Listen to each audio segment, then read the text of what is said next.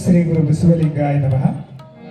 ವಿಶ್ವಗುರು ಬಸವಣ್ಣನವರನ್ನ ಹೃದಯ ಮಧ್ಯದಲ್ಲಿ ಸ್ಮರಿಸಿ, ಪರಮ ಪೂಜ್ಯ ಲಿಂಗೈಕ್ಯ ಡಾಕ್ಟರ್ ಚನ್ನಬಸವ ಪಟ್ಟದೇವರನ್ನ ಹೃದಯ ಮಧ್ಯದಲ್ಲಿ ಸ್ಮರಿಸಿಕೊಂಡು, ಪರಮ ಪೂಜ್ಯ ನಾಡೋಜ ಡಾಕ್ಟರ್ ಬಸವಲಿಂಗ ಪಟ್ಟದೇವರ ಶ್ರೀಚರಣಕ್ಕೆ ಭಕ್ತಿಯ ಶರಣಾರ್ಥನೆ ಅರ್ಪಿಸಿ, ಪೂಜ್ಯ ಶ್ರೀ ಗುರುಬಸವ ಪಟ್ಟದೇವರ ಶ್ರೀಚರಣಕ್ಕೆ ಭಕ್ತಿಯ ಶರಣಾರ್ಥನೆ ಅರ್ಪಿಸಿ, ಪೂಜ್ಯರ ಅಮೃತ ಮಹೋತ್ಸವ, ಸ್ಮರಣೋತ್ಸವ ಮತ್ತು ವಚನ ಜಾತ್ರೆಯ ನಿಮಿತ್ತ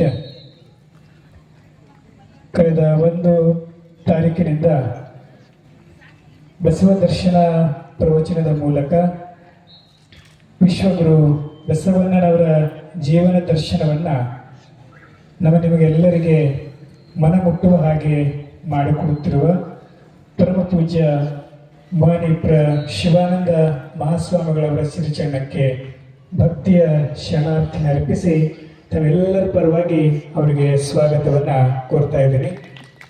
ಜೊತೆಗೆ ಬಹಳ ಸುಮಧುರವಾಗಿ ವಚನ ಸಂಗೀತವನ್ನು ನಡೆಸಿಕೊಡುತ್ತಿರುವ ಶರಣ ಸಂಗಮೇಶ್ ಪಾಟೀಲ್ ಅವರಿಗೂ ಮತ್ತು ಶರಣ ತೋಟೇಂದ್ರ ಕುಮಾರ್ ಅವರಿಗೂ ತಮ್ಮೆಲ್ಲರ ಪರವಾಗಿ ಭಕ್ತಿಯ ಶರಣಾರ್ಥನ ಅರ್ಪಿಸುತ್ತೇನೆ. ಇಂದಿನ ಪ್ರಸಾದ ದಾಸೋಹಿಗಳು ಶರಣಿ ನಿರ್ಮಲಾ ಚಂದ್ರಕಾಂತ್ ಪಾಟೀಲ್ ದಂಪತಿಗಳು ಬಂದು ಧರ್ಮಗುರು ಬಸವಣ್ಣನವರಿಗೆ ಜೊತೆಗೆ ಪರಮ ಪೂಜ್ಯ ಚನ್ನಬಸವ ಪಟ್ಟದೇವರ ಭಾವಚಿತ್ರಕ್ಕೆ ಪುಷ್ಪಾರ್ಪಣೆಯನ್ನು ಸಲ್ಲಿಸಬೇಕು ಮತ್ತು ಪರಮ ಪೂಜ್ಯ ಶಿವಾನಂದ ಮಹಾಸ್ವಾಮಿಗಳವರಿಗೆ ಗೌರವವನ್ನು ಸಮರ್ಪಿಸಬೇಕಂತ ಅವರಲ್ಲಿ ವಿನಂತಿಯನ್ನು ಮಾಡ್ತಾ ಇದ್ದೇನೆ. ಓಂ ಶ್ರೀ ಗುರು ಬಸವಲಿಂಗಾಯ ನಮಃ. ಓಂ ಶ್ರೀ ಗುರು ಬಸವಲಿಂಗಾಯ ನಮಃ. ಬಸವನ ಮೂರ್ತಿಯೇ ಧ್ಯಾನಕ್ಕೆ ಮೂಲ, ಬಸವನ ಕೀರ್ತಿಯೇ ಜ್ಞಾನಕ್ಕೆ ಮೂಲ. ಬಸವ ಬಸವ ಎಂಬುದೇ ಭಕ್ತಿಕಾನ, ಕಪಿಲ ಸಿದ್ಧ ಮಲ್ಲಿಕಾರ್ಜುನ. ಓಂ ಶ್ರೀ ಗುರು ಬಸವಲಿಂಗಾಯ ನಮಃ. ಓಂ ಶ್ರೀ ಗುರು ಬಸವಲಿಂಗಾಯ ನಮಃ.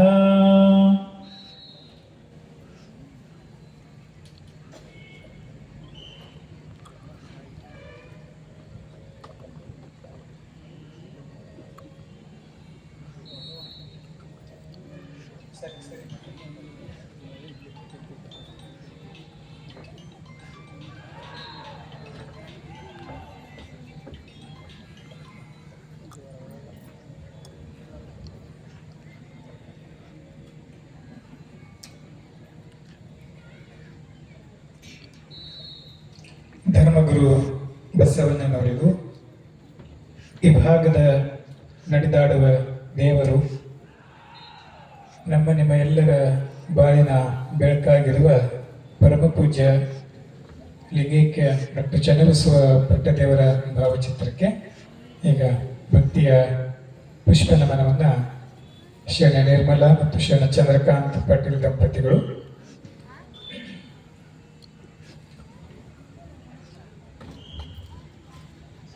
ಜೊತೆಗೆ ಪರಮ ಪೂಜ್ಯ ಮಾನ್ಯ ಶಿವಾನಂದ ಮಹಾಸ್ವಾಮಿಗಳವರಿಗೂ ಕೂಡ ಈಗ ಪಾಟೀಲ್ ದಂಪತಿಗಳಿಂದ ಗೌರವ ಸಮರ್ಪಣೆಯನ್ನು ಮಾಡಲಾಗ್ತದೆ.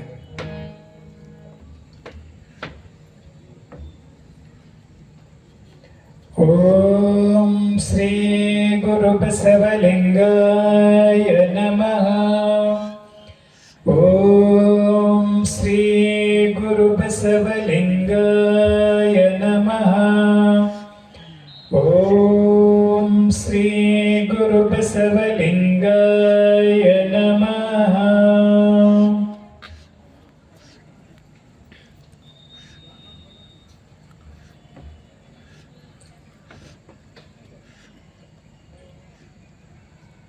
ಪ್ರತಿದಿನ ಪೂಜ್ಯರ ಪ್ರವಚನಕ್ಕೆ ತಾವು ದಿನಕ್ಕೆ ಹೆಚ್ಚಿನ ಸಂಖ್ಯೆಯಲ್ಲಿ ಆಗಮಿಸ್ತಾ ಇದ್ದಾರೆ.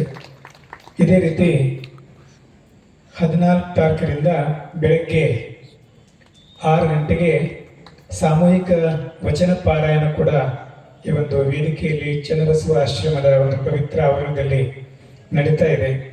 ತಾವೆಲ್ಲರೂ ಸಾಮೂಹಿಕ ವಚನ ಪಾರಾಯಣದಲ್ಲಿ ಕೂಡ ಭಾಗಿಯಾಗಬೇಕು. ಮತ್ತು ಯಾರು ಪ್ರವಚನಕ್ಕೆ ಬರ್ತಾ ಇಲ್ಲ ಅವರಿಗೆ ಮನೆಯಲ್ಲಿ ಹೇಳಿ ಅವರು ಕೂಡ ಪ್ರವಚನ ಮತ್ತು ಪಾರಾಯಣದಲ್ಲಿ ಭಾಗಿಯಾಗುವ ಹಾಗೆ ತಾವೆಲ್ಲರೂ ಪ್ರಯತ್ನ ಮಾಡಬೇಕಂತ ತಿಳಿಸಿ ಈಗ ಪರಮ ಪೂಜ್ಯರಿಂದ ಬಸವ ದರ್ಶನ ಪ್ರವಚನವನ್ನ ನಾವೆಲ್ಲ ಆಲಿಸೋಣ.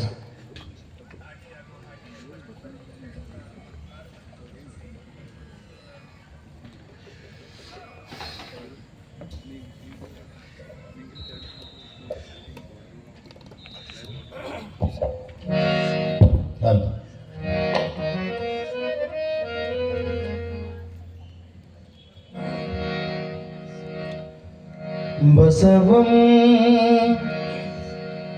ಭಕ್ತಿಗೆ ಮೂಲಂ ಬಸವಂ ಕಾಲಂಗ ಕಾಲನನುಪಮಶೀಲಂ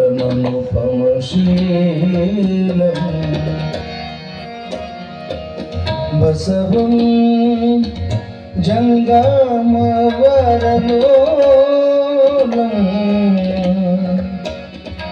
ಬಸವಾರಕ್ಷಿಪುದನ್ನ ಸಂಗನ ಬಸವಾ ಸಂಗನ ಬಸವಾ ಸಂಗನ ಬಸವಾ ಬಸವಾ ಬಸವಪ್ಪ ಬಸವೇಶ ಬಸವರಾಜ ಬಸವರಾಜ ದಿವ್ಯ ಘನ ತೇಜ ಇದೋ ನಿಮಗೆ ವಚನ ಪೂಜಾ ಇದೋ ನಿಮಗೆ ವಚನ ಪೂಜಾ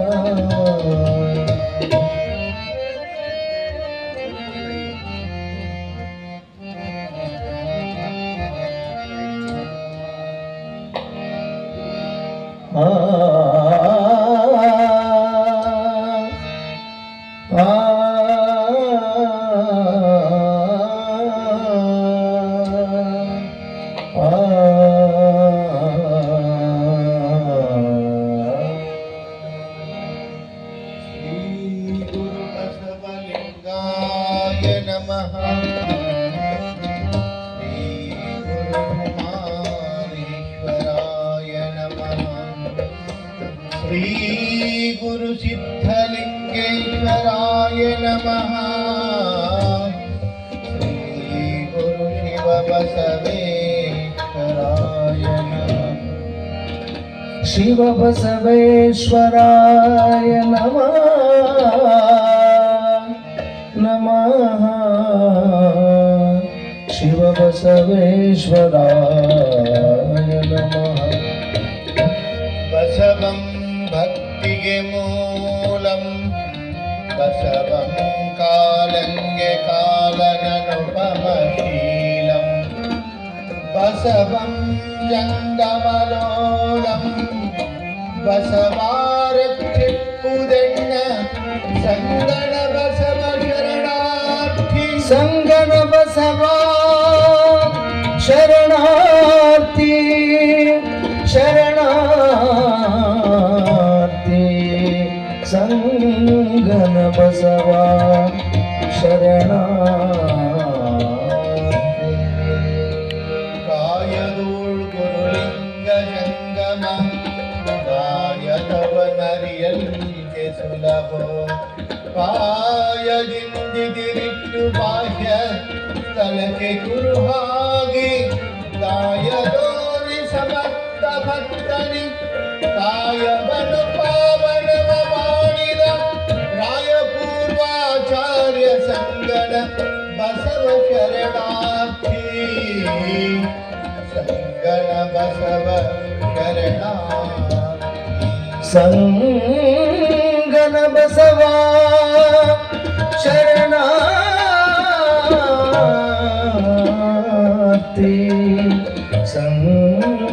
ಬಸವ ಶರಣಾರ್ಥಿ. ಸಾಂಬ ಸದಾ ಶಿವ ಸಾಂಬ ಸದಾ ಶಿವ ಸಾಂಬ ಸದಾ ಶಿವ ಸಾಂಬ ಸದಾ ಶಿವ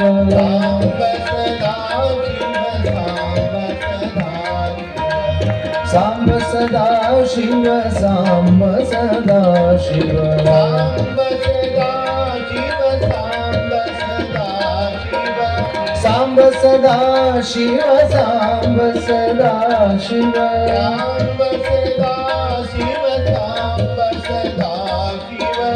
ಸಾಂಬ ಸದಾ ಶಿವ ಸಾಂಬ ಸದಾ ಶಿವ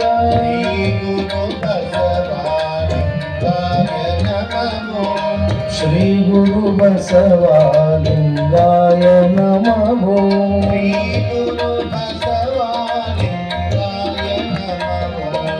ಶ್ರೀ ಗುರು ಬಸವಲಿಂಗಾಯ ನಮೋ ಬಸವ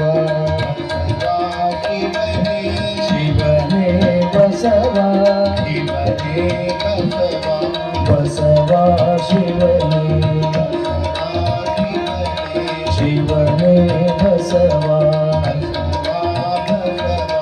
ಬಸವ ಬಸವ ಬಸವ ಬಸವ ಬಸವ ಬಸವ.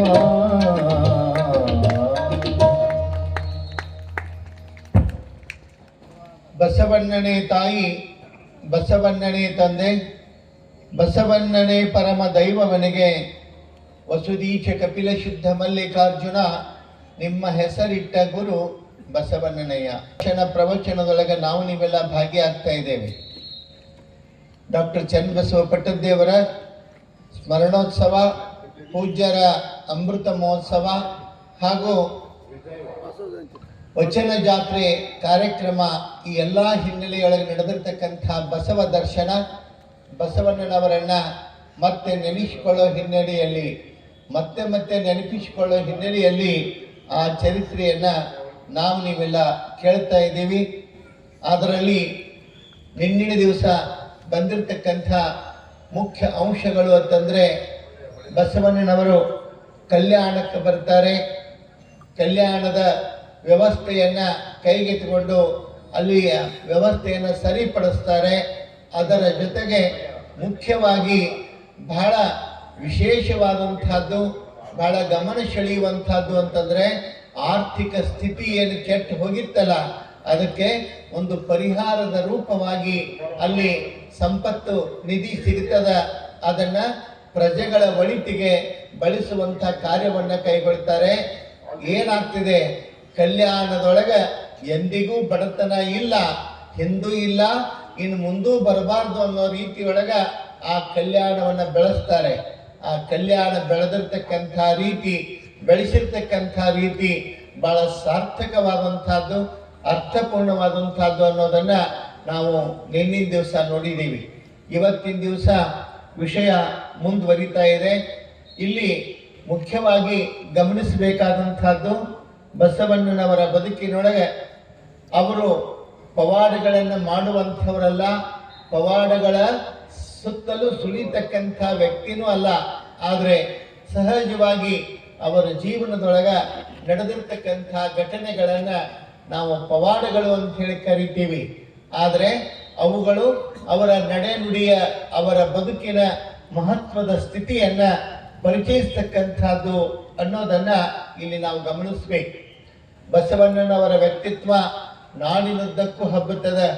ಕಾಶ್ಮೀರ, ಎಲ್ಲಿಯ ಕಾಶ್ಮೀರ ನೋಡ್ರಿ, ಕಾಶ್ಮೀರದಿಂದ ಮತ್ತೆ ಬೇರೆ ಬೇರೆ ರಾಜ್ಯಗಳಿಂದ, ರಾಷ್ಟ್ರಗಳಿಂದಲೂ ಸಹಿತ ಮಹಾತ್ಮರು, ಶರಣರು ಕಲ್ಯಾಣದತ್ತ ನಡೆದು ಬರ್ತಾರೆ. ಕಲ್ಯಾಣ 12ನೇ ಶತಮಾನದ ಸಂತರ, ಪುಣ್ಯಾತ್ಮರ ಆಕರ್ಷಣೆಯ ಕೇಂದ್ರ ಆಗ್ತದೆ. ಎಲ್ಲ ಶರಣರೂ ಕೂಡಿ ಕಲ್ಯಾಣದತ್ತ ಹೆಜ್ಜೆ ಹಾಕಿದಾಗ ಕಲ್ಯಾಣ ಅದ್ಭುತವಾಗಿ ಬೆಳೀತದೆ. ಎಂತೆಂಥ ನೋಡ್ರಿ, ಎಂಥ ಮಹಾತ್ಮರು ಒಬ್ಬರಿಗಿಂತ ಒಬ್ಬರು ಕಾಯಕದೊಳಗ, ಆಮೇಲೆ ತಮ್ಮ ನೀತಿ ನಡಾವಳಿಗಳೊಳಗ ಎಷ್ಟು ಅದ್ಭುತವಾಗಿ ಕೆಲಸ ಕಾರ್ಯಗಳನ್ನು ಮಾಡ್ತಾರೆ. ಅಂಥ ಶರಣ ಸಮೂಹ, ಶರಣ ಸಂದೋಹ ಕಲ್ಯಾಣದಲ್ಲಿ ಕೂಡಿದಾಗ ಎಲ್ಲರೂ ಕಲ್ಯಾಣದತ್ತ ಬಂದಾಗ ಕಲ್ಯಾಣಕ್ಕೆ ಒಂದು ಕಳೆ ಕಟ್ತದ, ಅದರೊಳಗ ಕಲ್ಯಾಣಕ್ಕೆ ಒಂದು ಮೆರಗು ಬರ್ತದ. ಅದು ಬಸವಣ್ಣನವರು ಮಹಾಮಂತ್ರಿಗಳಾಗಿ ಆ ಕಲ್ಯಾಣದ ಆಡಳಿತದ ಚುಕ್ಕಾಣಿಯನ್ನ ಕೈಗೆತ್ತಿಕೊಂಡು ಕೆಲಸ ಕಾರ್ಯಗಳನ್ನು ಮಾಡ್ತಿರ್ತಾರೆ. ನೋಡ್ರಿ, ಅಲ್ಲಿ ಬಿಜ್ಜಳನ ಅರಮನೆಯೊಳಗ ಭಂಡಾರಿಗಳಾಗಿ ಕಾರ್ಯವನ್ನು ಮಾಡಿದರೆ ಮಹಾಮನೆಯೊಳಗ ಭಕ್ತಿ ಭಂಡಾರಿಯಾಗಿ ಬಸವಣ್ಣನವರು ಬೆಳೀತಾರೆ. ಯಾವ ರೀತಿಯೊಳಗಂತಂದ್ರೆ ಮನಿ, ಬಸವಣ್ಣನವರ ಮನೆ ಅಂತಂದ್ರೆ ಅದನ್ನ ಮಹಾಮನೆ ಅಂತ ಕರೆದರು. ಮಹಾಮನೆ ಅಂದ್ರೆ ಯಾಕೆ, ಯಾವುದು ಮಹಾಮನೆ ಅನಿಸ್ಕೊಳ್ತದ? ನೋಡ್ರಿ, ಇವತ್ತ ನಮ್ಮ ಮನೆಯೊಳಗ ಯಾರ ಬಂದ್ರ, ಯಾರು ನೀವು ನಮ್ಮ ಮನೆಗೆ ಯಾಕೆ ಬಂದ್ರಿ, ಏನ್ ಕೆಲಸ ಅಂತ ಕೇಳ್ತಿರ್ಲ, ಅದು ನಿಮ್ಮ ಬಂಧು ಬಳಗದ ವಲಯಕ್ಕೆ ಮಾತ್ರ ಸೀಮಿತವಾಗಿರ್ತಕ್ಕಂಥದ್ದು. ಆದರೆ ಬಸವಣ್ಣನವರ ಮನೆಗೆ ಯಾರು ಬೇಕಾದರೂ ಬರುವಂಗಿತ್ತು.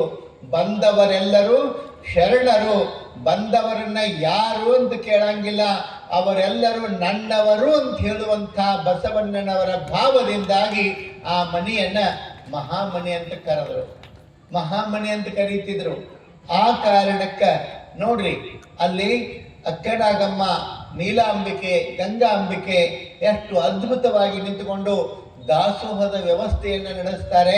ಮನೆಗೆ ಬಂದಿರತಕ್ಕಂಥವ್ರಿಗೆಲ್ಲರಿಗೂ ಪ್ರಸಾದದ ವ್ಯವಸ್ಥೆ, ಹಾಗೆ ಹೋಗುವಂಗಿಲ್ಲ. ಆದರೆ ಒಂದು ನಿಯಮ ಇತ್ತು, ಏನು, ಕಡ್ಡಾಯವಾಗಿ ಕೊರಳಲ್ಲಿ ಲಿಂಗ, ಹಣಿಯಲ್ಲಿ ವಿಭೂತಿ ಕಡ್ಡಾಯವಾಗಿ ಇರಬೇಕಾದಂಥ ನಿಯಮ ಇತ್ತು. ಆ ನಿಯಮಕ್ಕನುಸರಿಸಿ ಎಲ್ಲರೂ ಅಲ್ಲಿ ಒಳಗೆ ಬರ್ತಿದ್ರು, ಪ್ರಸಾದ ಮಾಡ್ತಿದ್ರು, ಇರ್ತಿದ್ರು, ಅಲ್ಲಿಯ ಚಟುವಟಿಕೆಯೊಳಗೆ ಭಾಗವಹಿಸ್ತಿದ್ರು, ಅನುಭವವನ್ನು ಮಾಡ್ತಿದ್ರು. ಎಲ್ಲವೂ ನಿರಂತರವಾಗಿ ನಡ್ಕೊಂಡು ಹೋಗ್ತಿತ್ತು. ಏನಾಗ್ತದ ಪ್ರಸಂಗ ಅಲ್ಲಿ ಅಂತಂದ್ರೆ, ಒಂದಿಬ್ರು ಅವ್ರ ಕೊಳ್ಳಾಗ ಲಿಂಗ ಇರಲಿಲ್ಲ, ಒಳಗೆ ಹೆಂಗೆ ಹೋಗೋದು? ಅಲ್ಲಿ ಒಳಗೆ ಹೋಗ್ಬೇಕಾದ್ರೆ ಕೊರಳಲ್ಲಿ ಲಿಂಗವನ್ನು ನೋಡಿನೇ ಒಳಗೆ ಬಿಡ್ತಿದ್ರು. ಅಲ್ಲಿ ಲಿಂಗನೇ ಇಲ್ಲ, ಒಳಗೆ ಹೆಂಗೆ ಹೋಗೋದು? ಆ ಸಂದರ್ಭ ಬಂದಾಗ ಅವ್ರು ಭಾಳ ಶಾನೆತನ ಮಾಡಿದ್ರು. ಏನಂತ, ಅವರು ಲಿಂಗ ಎಲ್ಲಿ ಇದನ್ನ ಮಾಡೋದು ತರೋದಿಲ್ಲ ಅಂತ ಹೇಳಿ ಸಣ್ಣ ಸಣ್ಣ ಬದ್ನಿಕಾಯಿ ಇದ್ದು ಅಲ್ಲೇ ಒಂದೆರಡು ಬದ್ನಿಕಾಯಿ ತಗೊಂಡು, ನೀವೊಂದು ಕಟ್ಕೊಂಡು ನಾವೊಂದು ಕಟ್ಕೋತೀನಿ ಅಂತ ಹೇಳಿ ಇಬ್ಬರು ಕೊರಳೊಳಗೆ ಬದ್ನಿಕಾಯಿ ಕಟ್ಕೊಂಡ್ರು, ಹಣ್ಣಿಗೆ ವಿಭೂತಿ ಹಚ್ಕೊಂಡ್ರು, ಕೊಳ್ಳಾಗ ನೋಡಿದ್ರು ಬಿಟ್ಬಿಟ್ರು ಲಿಂಗ ಅಂತ ಹೇಳಿ. ಒಳಗೆ ಹೋದ ಮೇಲೆ, ಒಳಗೆ ಕೂತ ಮೇಲೆ ಅಲ್ಲಿ ಏನು ನೇಮಿತ್ತು ಅಂತಂದ್ರೆ, ಪ್ರಸಾದ ಮಾಡುವುದಕ್ಕಿಂತ ಮೊದಲು ಎಲ್ಲರೂ ತಮ್ಮ ಲಿಂಗಗಳನ್ನು ಕಡೆಗೆ ತೆಗೆದು ನೀರು ಹಾಕಿ ಅದಕ್ಕೆ ವಿಭೂತಿ ಪತ್ರೆ ಹೂಗಳನ್ನು ಧರಿಸಿ ಅದನ್ನು ಪೂಜೆ ಮಾಡಿ ಪಾದೋದಕವನ್ನು ತೆಗೆದುಕೊಂಡು ಪ್ರಸಾದವನ್ನು ಮಾಡುವಂಥ ಪದ್ಧತಿ ಇತ್ತು. ಹಂಗೆ ಬಸವಣ್ಣವರು ಎಲ್ಲರೂ ಪೂಜೆ ಮಾಡ್ಕೊಳಕ್ ಹತ್ರು. ಇವ್ರಿಗೆ ಗೊತ್ತಿರಲಿಲ್ಲ ಅದು. ಇವ್ರಿಗೇನು ಒಟ್ಟು ಕೊಳ್ಳ ಲಿಂಗಿದ್ರೆ ಒಳಗೆ ಬಿಡ್ತಾರೋ ಹೊಕ್ಕಿವಿ ಅಂತ ಇವ್ರು ಒಳಗೆ ಹೋದರು. ಆದರೆ ಒಳಗೆ ಹೋದ ಮೇಲೆ ಗೊತ್ತಾಯಿತು, ಆ ಲಿಂಗವನ್ನು ತೆಗೀರಿ ಅಂತ ಹೇಳಿ ಬಸವಣ್ಣವ್ರು ಬಂದಾಗ ಇವರಿಗೆ ಬಹಳ ಮುಜುಗರ ಆಯಿತು. ಲಿಂಗನೇ ತೆಗಿಯಾಕೆ ಒಲ್ರು, ಎಲ್ಲಿ ತೆಗಿತಾರೆ? ಇದ್ರೆ ತೆಗೆದಾರ ಅವರು, ಎಲ್ಲಿ ತೆಗಿಯೋದು? ಇದೊಳೆ ಸಂಕಷ್ಟ ಬಂತಲ್ಲ ಅಂತ ಹೇಳಿ ಭಾಳ ದ್ವಂದ್ವಕ್ಕೆ ಬಿದ್ದರು. ಎಲ್ಲರೂ ಲಿಂಗ ಪೂಜೆಯನ್ನು ಮಾಡಿಕೊಂಡು ಪ್ರಸಾದ ಕಣಿಯಾದರೂ ಇವರಿಬ್ಬರು ಮಾತ್ರ ಹೆಂಗೆ ತೆಗಿನು ಹಿಂಗೆ ವಿಚಾರ ಮಾಡ್ಕೊಂಡು ಕೂತರು. ಬಹಳ ವಿಶೇಷ ಅಂತಂದರೆ, ಅವರು ಲಿಂಗವನ್ನ ಮತ್ತೆ ಅನಿವಾರ್ಯನೇ ಆಯಿತು, ಬಿಚ್ಚಬೇಕಾಯಿತು. ಆ ವಸ್ತ್ರವನ್ನ, ಲಿಂಗ ವಸ್ತ್ರವನ್ನ ಬಿಚ್ತಾರೆ, ಬಿಚ್ಚಿ ಕಡಿಗೆ ತೆಗಿತಾರೆ. ತೆಗಿಯೋಕ್ಕಿಂತ ಮೊದಲು ಆ ಲಿಂಗವನ್ನು ಬಿಚ್ಚುವಾಗ ಹೇಳಿದ್ರು, ನಮ್ಮ ಕೊರಳೊಳಗೆ ಲಿಂಗಿಲ್ಲ, ನಾವು ಒಳಗೆ ಬರುವ ಸಂಬಂಧ ಹಿಂಗೆ ಮಾಡಿದೀವಿ. ಇದ್ದದ್ದು ಹೇಳ್ರಿ, ಮತ್ತಿನ್ನೇನು ಅನಿವಾರ್ಯ ಬಂತದು, ಹಿಂಗೆ ಮಾಡೀವಿ ಅಂತಂದಾಗ ಬಸವಣ್ಣವ್ರು ಅಂತಾರೆ, ಮೊದಲು ತೆಗಿರೋದನಂದ್ರು. ಅವರು ತೆಗೀರಂದ್ರು. ಯಾಕ? ಎಷ್ಟೋ ಮಂದಿ ಕೊರಳೊಳಗೆ ಹಾಕ್ಕೊಳ್ಳುವಂಥ ಲಿಂಗವನ್ನು ಬದನೆಕಾಯಿ ಗತೆ ಮಾಡಿ ಎಲ್ಲೋ ಒಗದವ್ರನ್ನ ನೋಡ್ತೀವಿ. ಮತ್ತು ನೀವು ಬದನೆಕಾಯಿನೇ ಲಿಂಗ ಅಂತ ಕಟ್ಕೊಂಡಿರಿ ಅಂದ್ರೆ ನೀವೆಷ್ಟು ದೊಡ್ಡ ಮನುಷ್ಯನವರು, ನೀವೆಂಥ ಪುಣ್ಯಾತ್ಮರು, ಬಿಚ್ಚರಿ ಅಂತ ಇಕ್ಕೊಂಡು ಹೇಳಿದ್ರೆ ಭಾಳ ಆಶ್ಚರ್ಯ. ಅದನ್ನು ಕೊಳ್ಳ ಕಟ್ಕೊಂಡಿರ್ತಕ್ಕಂಥದ್ದನ್ನು ಬಿಚ್ತಾರೆ. ಬಿಚ್ಚಿ ಕಡೆಗೆ ತೆಗೆದು ನೋಡೋದ್ರೊಳಗನ ಅವೇನು ಬದನೆಕಾಯಿ ಇದ್ದುಲ್ಲ, ಅವೆಲ್ಲವೂ ಲಿಂಗಗಳಾಗಿ ಪರಿವರ್ತನೆಗೊಂಡಿದ್ದು. ಇದರರ್ಥ ನೋಡುವ ನೋಟ, ನಮ್ಮ ದೃಷ್ಟಿ ಲಿಂಗಮಯವಾಗಿದ್ರೆ ಎಲ್ಲವೂ ಒಳ್ಳೆಯದಾಗೇ ಕಾಣ್ತದ. ಇನ್ನೊಂದು ಬಹಳ ಮುಖ್ಯ ಅಂಶ ಏನು ಅಂತಂದ್ರೆ, ಬಸವಣ್ಣನವರ ದೃಷ್ಟಿ ಪರುಷ. ಅವರು ಏನು ಅಂದುಕೊಂಡು ನೋಡ್ತಾರೆ ಅದೇ ಆಗ್ತಿತ್ತಲ್ಲಿ. ಅಂಥ ದೃಷ್ಟಿ ಪರುಷ ಅವ್ರದ್ದಿರೋ ಕಾರಣಕ್ಕ ಲಿಂಗ, ಅವು ಬದನೆಕಾಯಿಗಳೆಲ್ಲ ಲಿಂಗ ಆಗಿ ಪರಿವರ್ತನೆ ಆಗ್ತಾವ. ಅವ್ರಂತಾರ ಎಲ್ಲರಿಗೂ ಈ ವಿಷಯ ಗೊತ್ತಾಗಿ ಆಶ್ಚರ್ಯ ಆಗ್ತದ. ಎಲ್ಲರೂ ಅವತ್ತಿನಿಂದ ಲಿಂಗವನ್ನ ಧರಿಸಬೇಕು, ಲಿಂಗವನ್ನ ಪೂಜಿಸಬೇಕು ಅನ್ನುವಂಥ ಒಂದು ನಿರ್ಧಾರಕ್ಕೆ ಬಂದು ಹೆಚ್ಚಿನ ಸಂಖ್ಯೆಯೊಳಗೆ ಜನ ಲಿಂಗವನ್ನು ಧರಿಸೋದಕ್ಕೆ ಪ್ರಾರಂಭ ಮಾಡಿದರು ಅನ್ನೋದನ್ನ ಇಲ್ಲಿ ಕವಿಗಳು ಉಲ್ಲೇಖ ಮಾಡ್ತಾರೆ. ನಾವು ಗಮನಿಸ್ಬೇಕು, ಬದುಕಿನೊಳಗ ಒಂದು ಸಂಸ್ಕಾರ ಅಂತ ಇರ್ತದ, ಧಾರ್ಮಿಕ ಸಂಸ್ಕಾರ, ಅದು ನಮಗೆ ಕಡ್ಡಾಯವಾಗಿ ಆಗಬೇಕು. ಪ್ರತಿಯೊಬ್ಬರು ಲಿಂಗವನ್ನು ಧರಿಸಬೇಕು, ವಿಭೂತಿ ಧರಿಸಬೇಕು, ರುದ್ರಾಕ್ಷಿ ಇರಬೇಕು. ಇವು ನಮ್ಮ ಧರ್ಮದ ಆಚರಣೆಗಳನ್ನ ನಾವು ಮಾಡಬೇಕು. ನಮ್ಮ ಜನ ಅರ್ಥ ಮಾಡ್ಕೊಳ್ಬೇಕು. ಎಲ್ಲಿ ತನಕ ನಾವು ಈ ದೃಷ್ಟಿಯೊಳಗೆ ಪರಿವರ್ತನೆ ಹೊಂದೋದಿಲ್ಲ, ಎಲ್ಲಿ ತನಕ ಈ ದೃಷ್ಟಿಯೊಳಗೆ ಬದಲಾವಣೆಗಳನ್ನ ರೂಢಿಸ್ಕೊಳ್ಳೋದಿಲ್ಲ, ಅಲ್ಲಿಯವರೆಗೂ ನಮ್ಮ ಜೀವನದೊಳಗೆ ಯಾವುದೇ ಸಾಧ್ಯತೆಗಳು ಸಾಧ್ಯ ಆಗುವುದಿಲ್ಲ ಅನ್ನೋದನ್ನ ಮರಿಬಾರ್ದು. ಆ ಕಾರಣಕ್ಕೆ ನಮ್ಮ ಚನ್ನಬಸವ ಪಟ್ಟದೇವರ ಕನಸು ಏನಿತ್ತು ಅಂತಂದ್ರೆ, ಈ ಭಾಗದೊಳಗೆ ಪ್ರತಿಯೊಬ್ಬರೂ ಧರ್ಮ ಸಂಸ್ಕಾರವನ್ನ ಪಡಿಬೇಕು, ದೀಕ್ಷೆಯನ್ನ ಪಡಿಬೇಕು, ಲಿಂಗವನ್ನ ಕಟ್ಟಬೇಕು, ಅವರು ಪೂಜೆಯನ್ನ ಮಾಡಬೇಕು, ಪ್ರಾಮಾಣಿಕರಾಗಿ ಬದುಕನ್ನ ನಡೆಸಬೇಕು, ಕಾಯಕ ಜೀವಿಗಳಾಗಬೇಕು ಅನ್ನುವಂಥ ಕನಸನ್ನ ಕಂಡಿದ್ರಲ್ಲ, ಅವರ ಕನಸನ್ನ ನನಸು ಮಾಡೋ ಜವಾಬ್ದಾರಿ ಯಾರದ್ದು ಅಂತಂದ್ರೆ ಇವತ್ತು ನಮ್ಮೆಲ್ಲರದು ಆ ಜವಾಬ್ದಾರಿ ಅನ್ನೋದನ್ನ ಮರಿಬಾರದು. ಮಾಡಬೇಕು ಮಾಡಬೇಕು ಮನವರಿದು ಲಿಂಗ ಪೂಜೆಯ, ಮಾಡಬೇಕು ಮಾಡಬೇಕು ಮನವರಿದು ಲಿಂಗ ಪೂಜೆಯ, ನೋಡಬೇಕು ನೋಡಬೇಕು ನೋಡಬೇಕು ನೋಡಬೇಕು ಮನವಲಿದು ಲಿಂಗ ಸಂಭ್ರಮವ, ಮನವಲಿದು ಲಿಂಗ ಸಂಭ್ರಮವ, ಹಾಡಬೇಕು ಹಾಡಬೇಕು ಮನವಲಿದು ಲಿಂಗ ಸ್ತೋತ್ರವ, ಹಾಡಬೇಕು ಹಾಡಬೇಕು ಮನವಲಿದು ಲಿಂಗ ಸ್ತೋತ್ರವ, ಮಾಡಬೇಕು ಮಾಡಬೇಕು ಮನವಲಿದು ಲಿಂಗ ಪೂಜೆಯ, ಲಿಂಗ ಪೂಜೆಯ.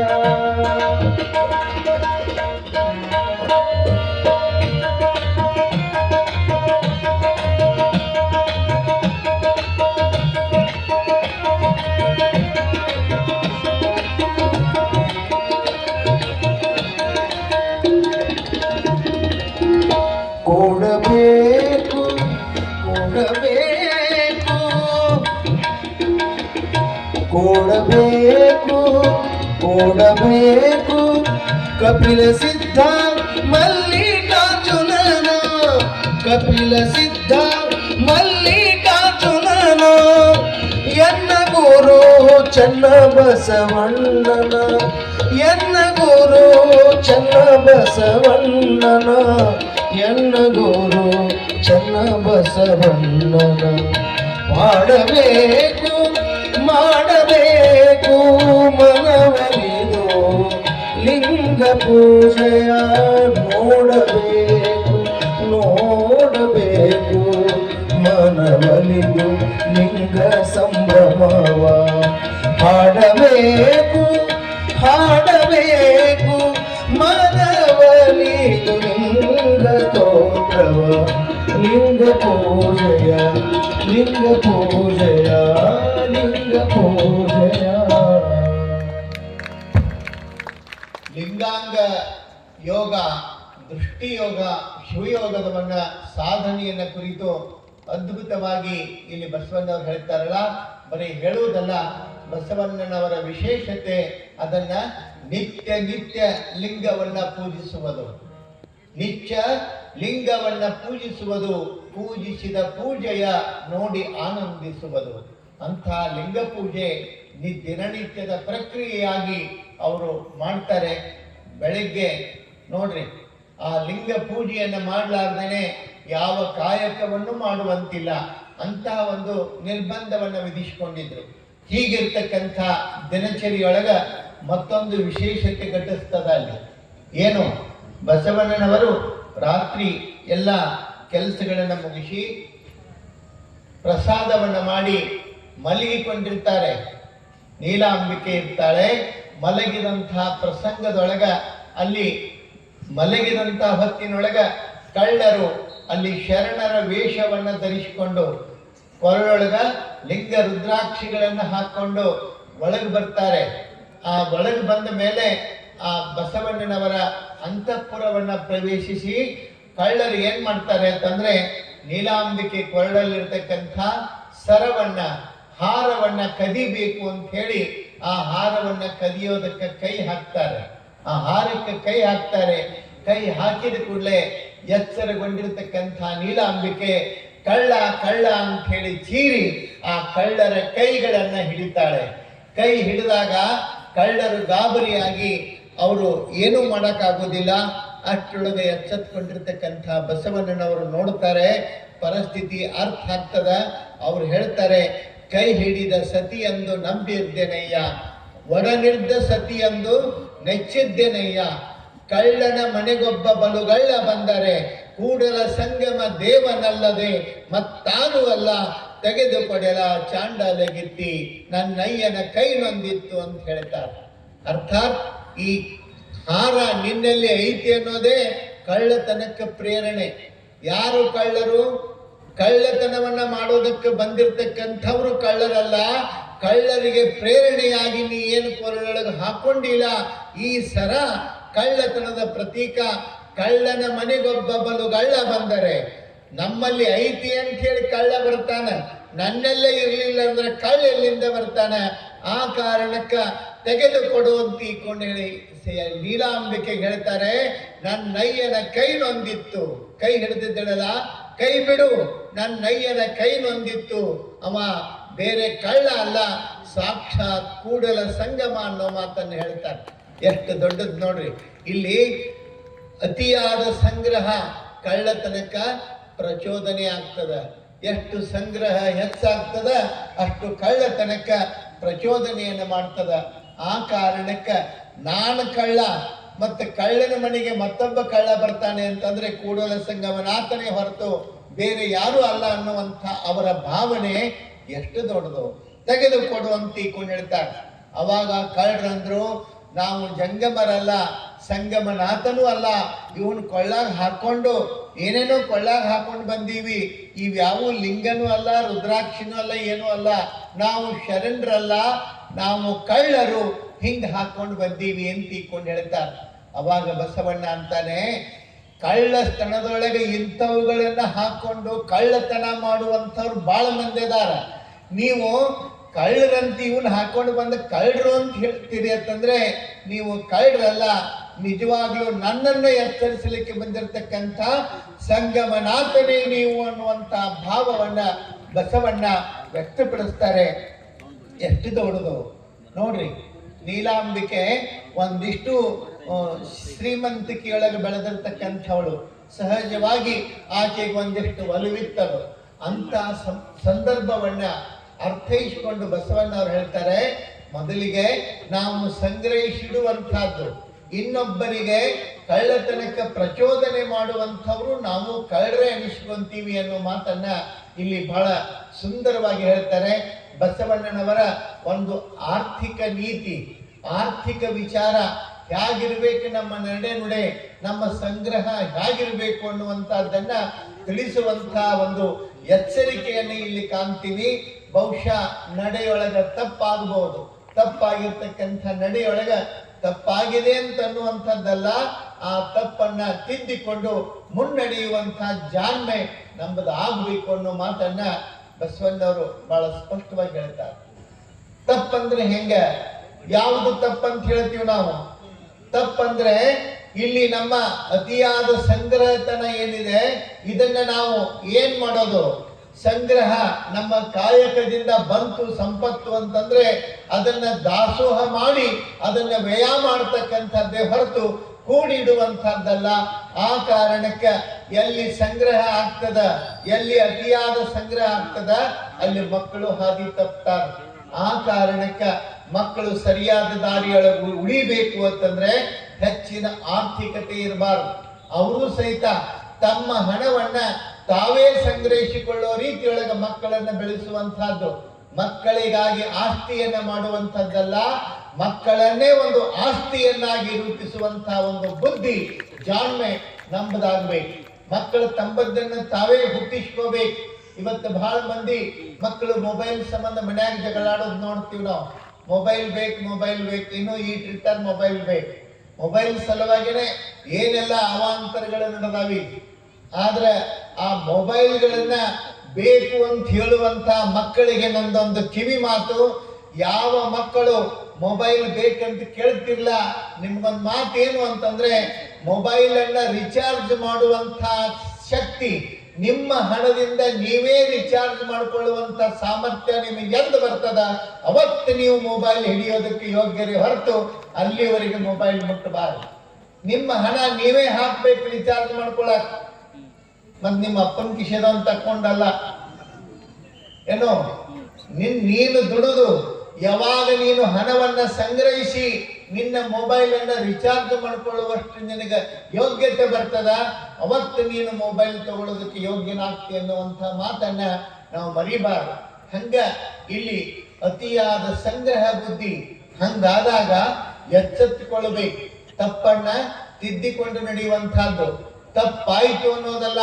ಬಸವಣ್ಣವರ ಆಶಯ ಏನು ಅಂತಂದ್ರೆ, ನಾನು ಪಾಪಿ, ನಾನು ಏನು ಕೀಳು, ನಾನು ಕನಿಷ್ಠ ಅನ್ನುವಂತ ಭಾವನೆ ಬೇಡ. ನೀನು ಪಾಪಿ ಅನ್ನುವಂತ ಮಾತನ್ನ ತಲೆಯಿಂದ ತೆಗೆದುಹಾಕು. ಬಹಳ ಚಂದ ಹೇಳ್ತಾರೆ, ಎಲ್ಲವೋ ಎಲ್ಲವೋ ಪಾಪ ಕರ್ಮಗಳ ಮಾಡಿದವನೇ, ಎಲ್ಲವೋ ಎಲ್ಲವೋ ಬ್ರಹ್ಮ ಹತ್ಯವ ಮಾಡಿದವನೇ, ಎಲ್ಲವೋ ಎಲ್ಲವೋ ಶಿಶು ಹತ್ಯವ ಮಾಡಿದವನೇ, ಒಮ್ಮೆ ಶರಣೆನ್ನೆಲ್ಲವೋ ನಮ್ಮ ಕೂಡಲ ಸಂಗಮ ದೇವನೊಬ್ಬಗೆ ಶರಣೆನ್ನು ಬಣ್ಣ ಪರ್ವತಗಳ ಇವು ಕೂಡಲ ಸಂಗಮ ದೇವ ಅನ್ನೋ ಮಾತು ಹೇಳ್ತಾರೆ. ನೀನು ಒಂದು ಸಾರೆ ದೇವರಿಗೆ ನಂದು ತಪ್ಪಾಗಿದೆ ಅಂತ ಹೇಳಿ ಶರಣಾಗತನಾಗು, ನಿನಗೆ ಬಂಗಾರದ ಪರ್ವತದ ಮಳೆನೇ ನಿನ್ನ ಮನೆ ಮೇಲೆ ಸುರಿಸ್ತದ ಅಂತ ತಿಳ್ಕೊಂಡು ಹೇಳ್ತಾರೆ. ನಾನು ತಪ್ಪು ಮಾಡಿದೆ, ನನ್ನ ಪಾಪ ಮಾಡಿದೆ ಅನ್ನುವಂಥ ಭಾವನೆಯನ್ನ ತೆಗೆದು ಹಾಕಬೇಕು ಅನ್ನುವಂಥ ಮಾತನ್ನ ಬಹಳ ಸುಂದರವಾಗಿ ಸೂಕ್ಷ್ಮವಾಗಿ ಎಚ್ಚರಿಸ್ತಾರೆ. ಬಸವಣ್ಣನವರ ಬದುಕು ಬಹಳ ಅದ್ಭುತವಾಗಿರ್ತಕ್ಕಂಥದ್ದು. ಹೇಗಿರ್ತದೆ, ಒಂದು ಸಾರೆ ಬಿಜ್ಜಳನ ಮಹಾಮನೆಯೊಳಗ, ಅರಮನೆಯೊಳಗ ಸಭೆಯೊಳಗೆ ಕೂತಿರ್ತಾರ. ಎಲ್ಲ ಪಂಡಿತರು, ಮಂತ್ರಿಗಳು, ವಿದ್ವಾಂಸರು ಎಲ್ಲರೂ ಇರ್ತಾರ. ಅಲ್ಲಿರುವಂತಹ ಸಂದರ್ಭದೊಳಗ ಅಲ್ಲಿ ರಾಜ ಕಾರ್ಯದ ಕುರಿತು ಚರ್ಚೆ ನಡೀತದ, ಚಿಂತನೆ ನಡೀತಿರ್ತದ. ಆ ಹೊತ್ತಿಗೆ ಏನಾಗ್ತದ, ಮಳೆಗಾಲ, ಅವಾಗ ಮಳೆ ಬರ್ತಿತ್ತು. ಆ ಸಂದರ್ಭಕ್ಕ ಒಬ್ಬ ಹೆಣ್ಮಗಳು ಅಲ್ಲಿ ಹಾಲನ್ನ ಮಾರುವಂತಹ ಗೌಳಗಿತ್ತಿ ತಲೆ ಮೇಲೆ ಹಾಲಿನ ಕೊಡವನ್ನ ಇಟ್ಕೊಂಡು ಹಾಲು ಮಾರೋದಕ್ಕ ಓಣಿಯೊಳಗೆ ಅಡ್ಡಾಡ್ತಿದ್ರು. ಮಳೆ ಆಗಿರೋ ಕಾರಣ ಅಕಸ್ಮಾತ್ ಆಗಿ ಕಾಲು ಜಾರಿ ಅದು ಹಾಲಿನ ಪಾತ್ರೆ ಹಿಂಗ ಬೀಳ್ತಿರ್ತದ. ಹಾಲಿನ ಪಾತ್ರೆ ಬೀಳುವಂತಹ ಸಂದರ್ಭಕ್ಕ ಅದು ಇನ್ನೇನು ಕೈ ಜಾರಿ ಬಿದ್ದೇ ಹೋಯ್ತು ಅನ್ನುವಾಗ ಹೆಣ್ಮಗಳ ಗಾಬರಿಯಾಗಿ ಬಸವ ಬಸವ ಅಂತ ಚೀರಿ ಬಿಡ್ತಾಳ. ಬಸವ ಅಂದದ್ದಷ್ಟೇ ಸಾಕು, ಆ ಕೊಡ ಆಕಿ ಬೀಳ್ತಾಳ, ಕೊಡ ಮಾತ್ರ ಹಂಗೆ ನಿಂತಿರ್ತದ. ಆಕಿ ಕೆಳಗೆ ಬೀಳ್ತಾಳ. ಅವಾಗ ಆಕಿಗೆ ಅನಿಸ್ತದ, ಬೀಳುವಂತ ನನ್ನ ಕೊಡವನ್ನ ಹಿಡಿದವ ಯಾರು ಅಂತಂದ್ರೆ ಬಸವಣ್ಣ. ಬಸವ ಅಂದ್ ಬಿಟ್ರೆ ಸಾಕು, ಎಂಥ ಕಷ್ಟದೊಳಗೂ ನಮಗ ಸಂರಕ್ಷಣೆ ಸಿಗ್ತದ. ಹೇಳ್ತಾರೆ, ಸುಖ ಒಂದು ಕೋಟಿ ಬಂದಲ್ಲಿ ಬಸವಣ್ಣನ ನೆನೆಯುವುದು, ದುಃಖ ಒಂದು ಕೋಟಿ ಬಂದಲ್ಲಿ ಬಸವಣ್ಣನ ನೆನೆಯುವುದು. ಎಷ್ಟು ಅದ್ಭುತವಾದ ಮಾತು ನೋಡ್ರಿ. ಬಹಳ ಚಂದ ವಚನದ ಸಾಲಿದು ಅಲ್ಲ. ನಮಗೆ ಸುಖ ಬಂತು ಅಂದ್ರೂ ಬಸವಣ್ಣನ ಅನ್ಬೇಕು, ದುಃಖ ಬಂದ್ರು ಬಸವಣ್ಣನೇ ಅನ್ಬೇಕು. ನಮ್ಮ ಸುಖ ದುಃಖಕ್ಕ ಬಾಧ್ಯಸ್ಥನಾಗಿ ನಮ್ಮ ಕಷ್ಟದೊಳಗೆ ಕೈ ಹಿಡಿಯುವಂಥ, ನಮ್ಮನ್ನ ಕೈ ಹಿಡಿದು ಮುನ್ನಡೆಸುವಂತ ಮಹಾಚೇತನ ಯಾವುದು ಅಂತಂದ್ರೆ ನಮ್ಮ ಬಂಧು ಬಳಗ ಅಲ್ಲ, ನನ್ನವರು ತನ್ನವರು ಅಂಥವರಲ್ಲ, ಇನ್ಯಾರೂ ಅಲ್ಲ. ಕಷ್ಟದೊಳಗೆ ನಮ್ಮ ಕೈ ಹಿಡಿಯುವವ ಬಸವಣ್ಣ ಒಬ್ಬನೇ ಅನ್ನೋ ಮಾತನ್ನ ಆ ತಾಯಿ ಎಷ್ಟು ನಂಬಿದ್ರೆ ನೋಡ್ರಿ. ಆ ನಂಬಿಕೆ ನಮ್ಮದಾಗ್ಬೇಕು. ಆ ನಂಬಿಕೆಯಿಂದ ಏನೆಲ್ಲವೂ ಸಾಧ್ಯ. ಅದಕ್ಕೆ ಹೇಳ್ತಾರೆ, ಸುಖ ಒಂದು ಕೋಟಿ ಬಂದಲ್ಲಿ ಬಸವಣ್ಣ ನೆನೆಯುವುದು.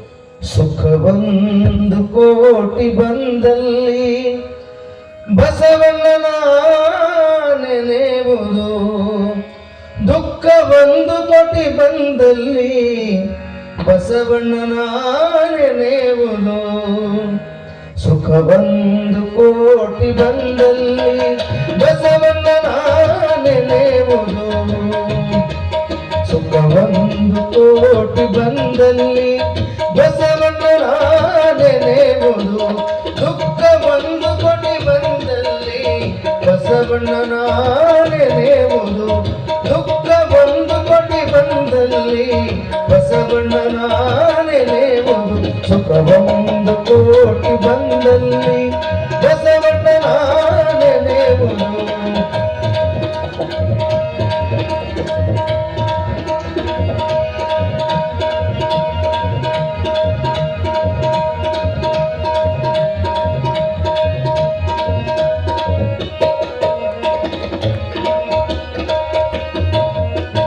ಲಿಂಗಾಚಲ ಮಾಡುವಲ್ಲಿ ಬಸವಣ್ಣನ ನೆನೆಯುವುದು.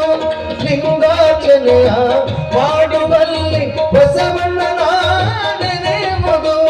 ಜಂಗಮಾಚನೆಯ ಮಾಡುವಲ್ಲಿ ಬಸವಣ್ಣನ ನೆನೆಯುವುದು.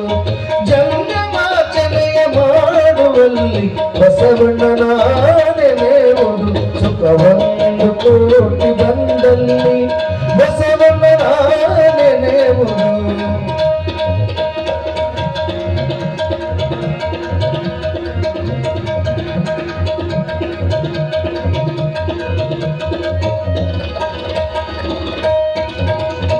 ಭಾಗವತ ಪ್ರಸಾದ ಕೊಂಬುವಲ್ಲಿ ಬಸವಣ್ಣನ ನೆನೆಯುವುದು.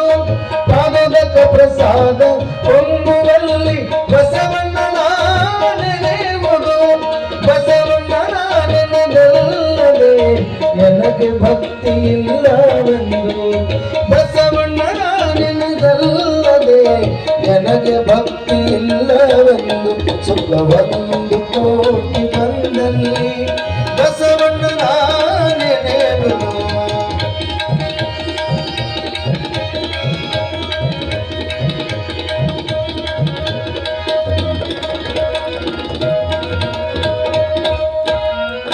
ಬಸವಣ್ಣನ ನೆನೆದಲ್ಲದೆ ನನಗೆ ಭಕ್ತಿ ಇಲ್ಲವೆಂದು.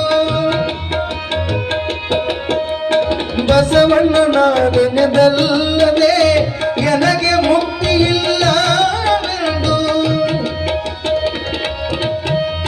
ಬಸವಣ್ಣ ಬಸವಣ್ಣ ಎನ್ನುತ್ತಿದ್ದೆನಯ್ಯ ಕಾಣ ಕಲಿ ದೇವರ ದೇವ. ಬಸವಣ್ಣ ಬಸವಣ್ಣ ಎನ್ನುತ್ತಿದ್ದೆನಯ್ಯ ಕಾಣ ಕಲಿ ದೇವರ ದೇವ. ಸುಖ ಒಂದು ಕೋಟಿ ಬಂದಲ್ಲಿ ಬಸವಣ್ಣನ ನೆನೆಯುವುದು. ದುಃಖ ಒಂದು ಕೋಟಿ ಬಂದಲ್ಲಿ ಬಸವಣ್ಣನ ನೆನೆಯುವುದು. ದುಃಖ ಒಂದು ಕೋಟಿ ಬಂದಲ್ಲಿ ಬಸವಣ್ಣನ ನೆನೆಯುವುದು. ಸುಖ ಒಂದು ಕೋಟಿ ಬಂದಲ್ಲಿ ಬಸವಣ್ಣನ ನೆನೆಯುವುದು. ಬಸವಣ್ಣನ ನೆನೆಯುವುದು. ಬಸವಣ್ಣನ ನೆನೆಯುವುದು. ಬಸವಣ್ಣನವರು ಎಂತಹದ್ದೇ ಕಷ್ಟದ ಪರಿಸ್ಥಿತಿಯನ್ನು ಸಹಿತ ಇನ್ನೊಬ್ಬರ ಮೇಲೆ ಹಾಕಿ ಮಾತನಾಡುವಂಥ ಸ್ವಭಾವ ಅಲ್ಲ ಅವರು. ನೋಡ್ರಿ, ಅವರು ತಪ್ಪು ಮಾಡಿದ್ರು ಆ ತಪ್ಪಿಗೆ ನಾನೇ ಕಾರಣ ಅಂತ ಹೇಳುವಂಥ ಅವರ ಮನಸ್ಥಿತಿ ಏನಿದೆಯಲ್ಲ ಬಹಳ ದೊಡ್ಡದು. ಮಂತ್ರಿಯಾಗಿ ಅವ್ರು ಏನು ಬೇಕಾದ್ದು ಮಾಡ್ಬೋದಾಗಿತ್ತು, ಕಳ್ಳರಿಗೆ ಮಾಡಲಿಲ್ಲ. ನಾನು ತಪ್ಪು ತಿದ್ದುಕೊಳ್ತೀನಿ ಅಂತ ಹೇಳ್ತಾರೆ. ನನ್ನ ತಪ್ಪು ತಿದ್ದುಕೊಳ್ಳೋದಕ್ಕ ಒಂದು ಅವಕಾಶ ಇದು ಅಂತ ತಿಳ್ಕೊಂಡು ಭಾವಿಸ್ತಾರೆ. ಅಂತಹದ್ದೇ ಪ್ರಸಂಗ ಮತ್ತೊಮ್ಮೆ ನಡೀತದ. ಏನು, ಅವರ ಮಹಾಮನೆಯೊಳಗಿನ ಹಸುಗಳನ್ನ, ಆಕಳುಗಳನ್ನ ಕಳ್ಳರು ಒಂದು ದಿವಸ ತಗೊಂಡು ಹೋಗಿಬಿಡ್ತಾರೆ. ಕತ್ತಲೆಯೊಳಗೆ ತಗೊಂಡು ಹೋಗಿಬಿಡ್ತಾರೆ. ಆ ಮಹಾಮನಿ ಇರ್ತಕ್ಕಂಥ ಹಸುಗಳನ್ನ ತಗೊಂಡು ಹೋದ ಮೇಲೆ ಆ ಹಸುಗಳೆಲ್ಲ ಅವು ಹೋದ ಮೇಲೆ ಅದರ ಕರಗಳಿದ್ದುಲ್ಲ ಅವೆಲ್ಲ ತಮ್ಮ ತಾಯಿಗಳನ್ನು ಕಳ್ಕೊಂಡು ಒದರುತ್ತಿದ್ವು ಅಂತ, ಅಂಬಾ ಅಂಬಾ ಅಂತ ಒದರುತ್ತಿದ್ವು ಅಂತ. ಹಸುಗಳನ್ನು ತಗೊಂಡು ಹೋಗಿದ್ದಾರೆ ಅಂತ ಹೇಳಿ ಬಂದು ಸೇವಕರು ಹೇಳ್ತಾರೆ, ಹಸುಗಳು ಕಳ್ಳತನ ಆಗಿದೆ. ಅವಾಗ ಬಸವಣ್ಣವರ ಬಾಯಿಯಿಂದ ಒಂದು ಮಾತು ಬರ್ತದ, ಆಕಳನು ಕಳ್ಳರು ಕದ್ದರೆನ್ನದಿರಿಂಬೋ, ಬಾಯಿ ಬಡಿದುಕೊಳ್ಳದಿರಿಂಬೋ, ಬಾಯಿ ಬಡ್ಕೋಬೇಡ್ರಿ, ಅರಸಾಡದಿರಿಂಬೋ, ಅದನ್ನ ಕೂಗಾಡಬೇಡ್ರಿ ಒಯ್ದ್ರು ಅಂತ ತಿಳ್ಕೊಂಡು ಹೇಳಿ. ಎಷ್ಟು ಚಂದ ಹೇಳ್ತಾರೆ. ಆಕಳುಗಳನ್ನು ಒಯ್ವಲ್ರಕ ಆಕಳು ಕರಗಳನ್ನು ಒಯ್ದಾರೋ ಇಲ್ಲೋ ಅಂತ ಕೇಳಿರತ್ತ. ಯಾಕ? ಆಕಳುಗಳನ್ನು ಒಯ್ದು ಕರುಗಳನ್ನು ಇಲ್ಲಿ ಬಿಟ್ಟಿದ್ರೆ ಕರುಗಳ ಗತಿ ಏನು? ಹಸಿವಿನಿಂದ ಒದರುತ್ತಾವಲ್ಲ, ಮೊದಲು ಒಯ್ದಿದ್ದಿಲ್ಲ ಅಂದ್ರೆ ಕರುಗಳನ್ನು ಒಯ್ದು ಅಲ್ಲಿ ಬಿಟ್ಟು ಬರ್ರಿ, ಎಲ್ಲಿ ಆಕಳದವಲ್ಲಿ ಅಲ್ಲಿ ಉಂಬಡೆ ಸಂಘ, ಇಲ್ಲಿ ಉಂಬಡೆ ಸಂಘ, ಎಲ್ಲಿರ್ದರೇನು ಅಂತ ತಿಳ್ಕೊಂಡು ಕೇಳ್ತಾರೆ ಬಸವಣ್ಣ ಅವರು. ಏನ್ ಮಾಡ್ಯಾರ ಅವರು? ಆಕಳ ಒಯ್ದಾರ, ಒಯ್ಲಿ, ಆದ್ರೆ ಕರ ಒಯ್ದಾರ ಇಲ್ಲೋ? ಕರುಗಳನ್ನ ಒಯ್ದಿಲ್ಲ. ಹಂಗಾರ ಮೊದಲು ಒಯ್ದು ಅಲ್ಲಿ ಬಿಟ್ಟು ಬಿಡ್ರಿ. ಅವು ಕರುಗಳ ತಾಯಿಗಳನ್ನ ಕಳ್ಕೊಂಡು ಅಂದ್ರೆ ಒದರ್ತಾವ, ಅವುಗಳ ನೋವನ್ನು ನೋಡಕ್ಕಾಗುದಿಲ್ಲ. ಮೊದಲು ಅಲ್ಲಿ ಒಯ್ದು ಬಿಟ್ಟು ಬರ್ರಿ. ಅವು ಅಲ್ಲಿ ಉಂಬಡೆ ಸಂಘ, ಇಲ್ಲಿ ಉಂಬಡೆ ಸಂಘ. ಅಲ್ಲಿಯೂ ಸಾಕ್ಷಾತ್ ಸಂಗಮನಾತ್ಮೆ ಉಂತಾನ, ಇಲ್ಲಿ ಉಂಡ್ರು ಸಂಗಮನಾತ್ಮೆ ಉಂತಾನ. ಇರ್ಲಿ, ಅದಕ್ಕೆ ಯಾಕೆ ಚಿಂತೆ ಮಾಡ್ತೀರಿ ಅಂತ ಹೇಳಿದ್ರಂತ ಬಸವಣ್ಣ ಅವರು. ಎಷ್ಟು ದೊಡ್ಡ ಮನಸ್ಸಲ್ಲ. ಬಹುಶಃ ಅವರು ಕಳ್ಳತನ ಆಗ್ಯದಂದ್ರೆ ಆಗಿಂದಾಗ ಅವ್ರನ್ನ ಎಳದ್ ತಂದು ಹಿಡಿದು ತಂದು ಕಟ್ಟಿ ಅವ್ರನ್ನ ಏನ್ ಬೇಕಾದ ಶಿಕ್ಷೆ ಕೊಡಬಹುದಾಗಿತ್ತು. ಈ ಸುದ್ದಿಯನ್ನ ಕೇಳಿ ಆಕಳುಗಳ ಕರುಗಳನ್ನ ಆಕಳುಗಳಿದ್ದಲ್ಲಿ ಬಸವಣ್ಣವರು ಕೊಟ್ಟು ಕಳಸಾಕತ್ತಾರೆ ಅನ್ನುವಂತ ಸುದ್ದಿಯನ್ನ ಕೇಳಿ ಕಳ್ಳರಿಗೆ ಗೊತ್ತಾಗ್ತದ, ಅಯ್ಯೋ ಬಹಳ ದೊಡ್ಡ ತಪ್ಪು ಮಾಡಿದೀವಿ, ನಾವು ತರಬಾರದಾಗಿತ್ತು ಅಂತ ಹೇಳಿ ಅವರೆಲ್ಲರೂ ಆಕಳುಗಳನ್ನ ತಿರುಗಿ ಹೊಡ್ಕೊಂಡು ಬರ್ತಾರೆ. ಕರುಗಳು ಬರ್ತವೆ, ಆಕಳುಗಳು ಬರ್ತವೆ. ಅವಾಗ ಬಸವಣ್ಣವರಿಗೆ ಅನಿಸ್ತದೆ, ಎಲ್ಲರೂ ಅಂದ್ರು ಬಸವಣ್ಣವ್ರು ಅವ್ರನ್ನ ಶಿಕ್ಷೆ ಕೊಡ್ರಿ ಅಂತ ಹೇಳಿಲ್ಲ, ಅವ್ರನ್ನ ತಂದ ಕಂಬಕ್ಕೆ ಕಟ್ರಿ ಅಂತ ಹೇಳಿಲ್ಲ. ಆದ್ರೆ ಅಲ್ಲಿ ಉಂಡ್ರ ಅವರ ಅಲ್ಲಿಯೂ ಸಂಗಮನಾಥನೇ ದೇವರ ಉಂತಾನ, ಇಲ್ಲಿ ಉಂಡ್ರು ದೇವರೇ ಉಂತಾನ ಅನ್ನುವಂತ ಭಾವ. ಅಲ್ಲಿ ಬೇರೆದವರು ನಾವು ಉಣ್ಬೇಕು, ಅವರು ಉಣಬಾರದು ಅಂತಲ್ಲ. ಎಷ್ಟು ದೊಡ್ಡ ಮನಸ್ಸು ಬಸವಣ್ಣನವರ ಉದಾರತೆ. ಆ ಕಳ್ಳರ ಮನಸ್ಸನ್ನ ಪರಿವರ್ತನೆ ಮಾಡ್ತದ. ಕಳ್ಳರು ಆ ಆಕಳುಗಳನ್ನು ತಂದು ಬಿಡೋದಷ್ಟೇ ಅಲ್ಲ, ಅವತ್ತಿನಿಂದ ಪ್ರಮಾಣ ಮಾಡ್ತಾರೆ, ನಾವು ಕಳ್ಳತನ ಮಾಡೋದಿಲ್ಲ, ಕಾಯಕವನ್ನ ಮಾಡಿ ಶರಣ ಜೀವನವನ್ನ ಬದುಕ್ತೀವಿ ಅಂತ ತಿಳ್ಕೊಂಡು ಹೇಳಿ ಅಲ್ಲಿ ಕಾಯಕವನ್ನು ಒಪ್ಪಿಕೊಂಡು ಬದುಕ್ತಾರೆ. ಎಷ್ಟು ದೊಡ್ಡದಲ್ಲ ಪರಿವರ್ತನೆ ಅಂತಾರೆ ಇದಕ್ಕೆ. ಪರಿವರ್ತನೆ ಶಿಕ್ಷೆ ಕೊಟ್ಟು ಕೊಲ್ಲೋದಲ್ಲ, ಅವರ ಮನಸ್ಸನ್ನ ಪರಿವರ್ತನೆ ಮಾಡುವಂತಹದ್ದು.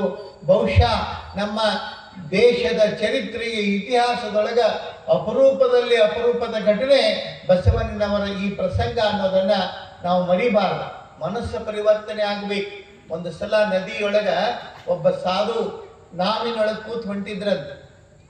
ಒಬ್ಬ ಸಾಧು ಸಂತರು ಹೋಗುವಾಗ ನಾವಿನೊಳಗೆ ಹೋಗ್ತಿರ್ಬೇಕಾದ್ರೆ ಏನಾಗ್ತದೆ, ಅಲ್ಲಿ ಒಬ್ಬ 3-4 ಹುಡುಗರಿದ್ದು ಸಾಲಿಗೆ ಹೋಗು, ಒಂದಿಷ್ಟು ಕಿಡಿಗೇಡಿತನ ಹುಡುಗರಂದ್ರೆ ಇದ್ದೇ ಇರ್ತದ ಸ್ವಭಾವ. ಆ ಹುಡುಗರೆಲ್ಲ ಆ ಸಂತನಿಗೆ ಕಾಡುತ್ತಿದ್ರು. ಅವನನ್ನ ತಿಂಗಲ್ ಮಾಡೋದು, ಹಂಗಿಸುವುದು, ಏನ್ ಕೇಂದ್ರ ಕೀಟ್ಲೆ ಮಾಡೋದು, ಇದೆಲ್ಲ ಮಾಡಿ ಬಹಳ ತೊಂದರೆ ಕೊಟ್ರು. ಅದೆಲ್ಲವನ್ನ ನೋಡಿ ಸಹಿಸ್ಕೊಂಡು ಸುಮ್ಮ ಕುಂತಾವ್. ಸ್ವಲ್ಪ ಹೊತ್ತಾದ ಕೂಡಲೇ ಗಾಳಿ ಬಿಡ್ತು, ನಾವೆಲ್ಲ ಹೊಯ್ದಾಡಕ್ಕಿತ್ತದು. ಆ ದೋಣಿ ಹೊಯ್ದಾಡಕ್ಕಿತ್ತು, ಮುನುಗು ಪ್ರಸಂಗ ಬಂತು.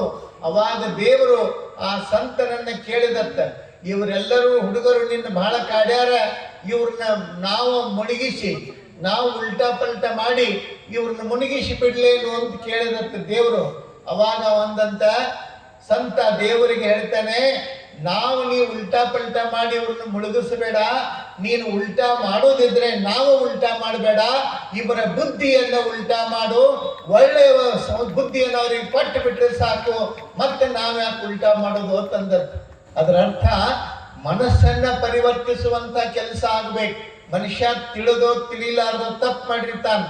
ಆ ತಪ್ಪನ್ನ ಪರಿವರ್ತಿಸುವ, ಮನಸ್ಸನ್ನ ಪರಿವರ್ತಿಸುವ ಭಾವನೆ ನೋಡ್ರಿ ಬಸವಣ್ಣನವರ ಈ ಘಟನೆಗಳೊಳಗೆ ನಾವು ಎಷ್ಟು ಕಾಣ್ತೀವಿ ಅಂತಂದ್ರೆ, ಅವರು ಯಾರನ್ನು ದ್ವೇಷ ಮಾಡ್ತಿರ್ಲಿಲ್ಲ, ತಪ್ಪು ಮಾಡಿದಾನೆಂದ್ರೆ ಆ ವ್ಯಕ್ತಿಯನ್ನ ದ್ವೇಷ ಮಾಡಂಗಿಲ್ಲ, ಆ ತಪ್ಪನ್ನು ತಿದ್ದೋದು.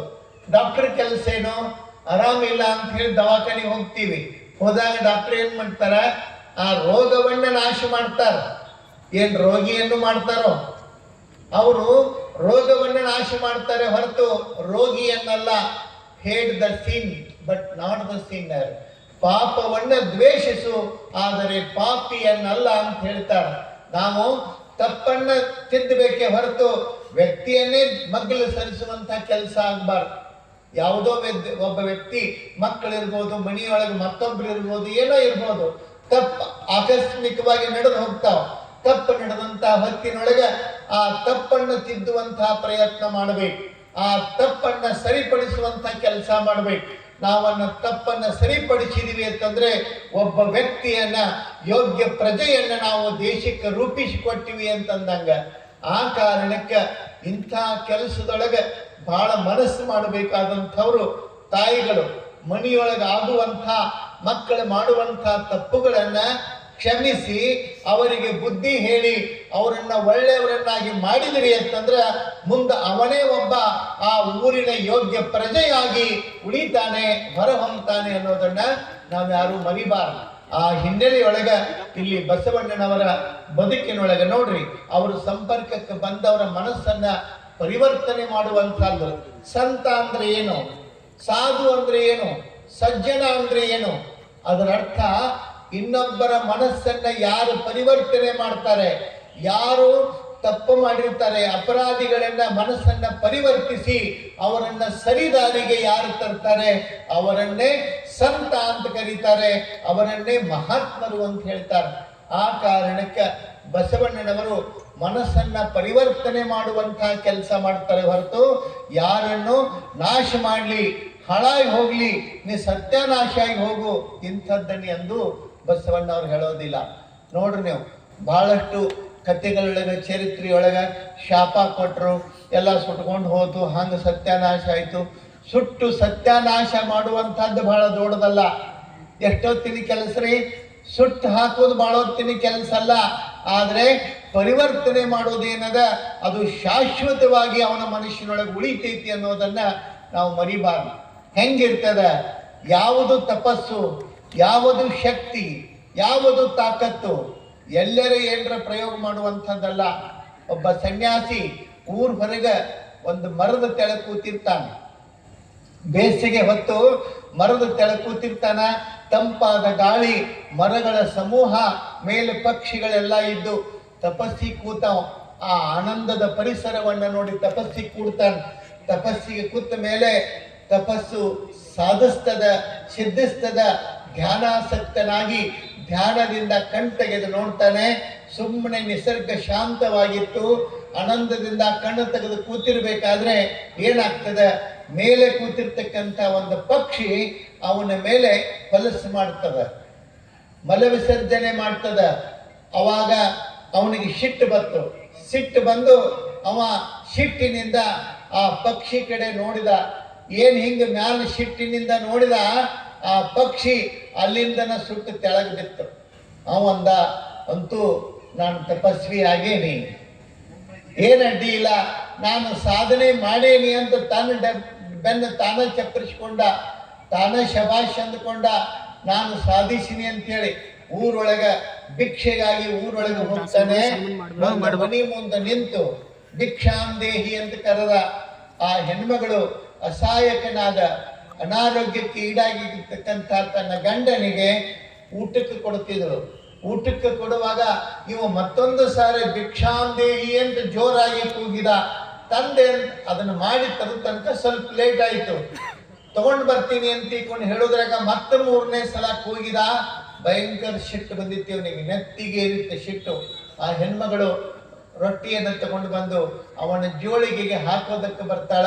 ಸಿಟ್ಟಿನಿಂದ ಆಕೆನ ದುರು ದುರು ದುರು ದುರು ನೋಡಕತ್ತಾವ. ಅವಾಗ ನೋಡುವಂಥ ಆ ಸಂತನನ್ನ, ಸಾಧುನನ್ನ ಕುರಿತು ಹೇಳ್ತಾಳೆ, ನೀನು ಭಾಳ ನೋಡಕ್ ಹೋಗ್ಬೇಡ ಅಂದ್ರೆ, ನೀನು ಭಾಳ ನೋಡಕ್ ಹೋಗ್ಬೇಡ, ನೀ ನೋಡಿದ ಕೂಡಲೇ ಸುಟ್ಕೊಂಡು ಬೀಳಾಕ ನಾ ಏನು ಗಿಡದಾಗಿನ ಪಕ್ಷಿ ಅಲ್ಲ ಅಂತ ಹೇಳ. ಆಕೆ ಅಂತಕ್ಕಿರ್ಬೇಕು, ಆಕೆ ಅಷ್ಟು ತಾಕತ್ತಿರ್ಬೇಕು. ಅವಾಗ ಆ ಸಾಧು ಅಂತಾನೆ, ನಾನು ಪಕ್ಷಿಯನ್ನು ನೋಡಿದ್ದು, ಪಕ್ಷಿ ಸುಟ್ಟದ್ದು ಈಚೆಗೆ ಹೆಂಗ್ ಗೊತ್ತಾಯ್ತು? ಯಾರು ಹೇಳಿದ್ರು?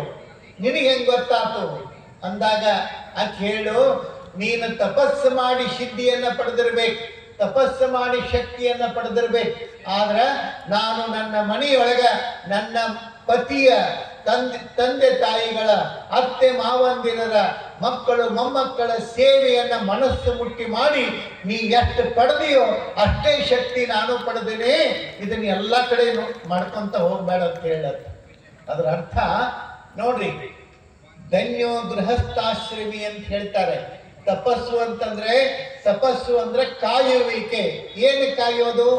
ಇಲ್ಲಿ ತಪಸ್ಸು ಮಾಡುವಾಗ ನಮ್ಮ ಬಹಿರಂಗದ ವ್ಯವಸ್ಥೆಯನ್ನ ಕಾಯ್ದುಕೊಂಡು ಅಂತರಂಗದೊಳಗ ಸಾಧನೆಯನ್ನ ಮಾಡಿ ಬೆಳೀತಕ್ಕಂಥದ್ದು ಒಂದು ತಪಸ್ಸಾದ್ರೆ, ಇಲ್ಲಿ ಮನೆಯೊಳಗ ಎಲ್ಲರ ಜೊತೆಗೆ ಸೇರಿಕೊಂಡು, ಎಲ್ಲರ ಜೊತೆಗೆ ಸಾಧಿಸಿಕೊಂಡು, ಎಲ್ಲರನ್ನ ಪ್ರೀತಿ ವಿಶ್ವಾಸದಿಂದ ಕರ್ಕೊಂಡು ಎಲ್ಲರಿಗೂ ಬೇಕಾಗಿ ಏನು ಬದುಕ್ತೀವಲ್ಲ ಅದು ಒಂದು ಬಹಳ ದೊಡ್ಡ ತಪಸ್ಸು ಅನ್ನುವಂಥ ಮಾತನ್ನ ಅನುಭಾವಿಗಳು ಹೇಳ್ಕೊಂಡು ಬರ್ತಾರೆ. ಸಿದ್ಧನೆಂದರೆ ಯಾರು ಮನವನೋಯಿಸದಾತ, ನೂರು ನೋವನ್ನು ಸಹಿಸಿ ನಗುತ್ತಲಿರುವಾತ, ಒಂದಾದ ನಡೆ ನುಡಿಗೆ ದಿಕ್ಕು ದೇಶ ತೋರ್ವಾತ, ಪರಮ ಗುರುವ ಸಾಧು ಮುದ್ದು ರಾಮ. ಸಂತರೆಂದರೆ ಯಾರು ದಿವ್ಯತೆಯ ಅರಿತವರು, ಸಂತರೆಂದರೆ ಯಾರು ದಿವ್ಯತೆಯ ಅರಿತವರು. ಸರಳತೆಯ ಸೂತ್ರದಲ್ಲಿ ಸುಖವ ಕಂಡವನು, ಸರಳತೆಯ ಸೂತ್ರದಲ್ಲಿ ಸುಖವ ಕಂಡವನು. ಸಂತನೆಂದರೆ ಯಾರು ದಿವ್ಯತೆಯ ಅರಿತವರು.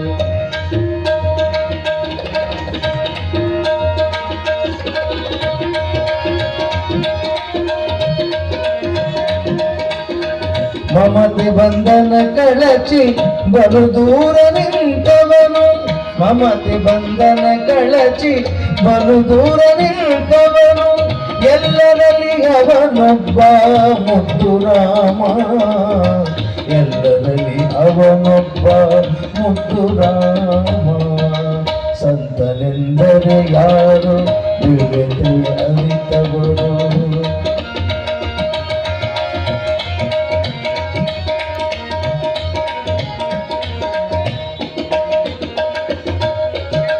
ಸಿದ್ಧನೆಂದರೆ ಯಾರು ಮನವು ನೋಯಿಸದಾತ, ಸಿದ್ಧನೆಂದರೆ ಯಾರು ಮನವ ನೋಯಿಸದಾತ, ನೂರು ನೋವನ್ನು ಸಹಿಸಿ ನಗುತ್ತಲಿರುವಾತ, ಒಂದಾದ ನಡೆ ನುಡಿಗೆ ದಿಕ್ಕು ದೆಸೆ ತೋರ್ವಾತ, ಒಂದಾದ ನಡೆ ನುಡಿಗೆ ದಿಕ್ಕು ದೆಸೆ ತೋರ್ವಾತ,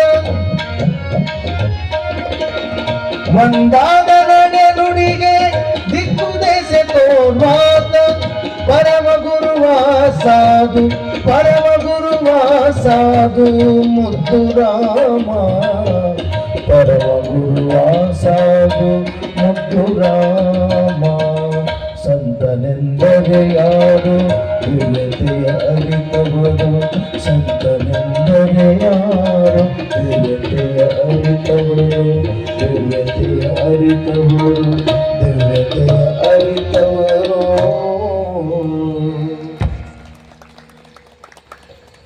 ಒಂದು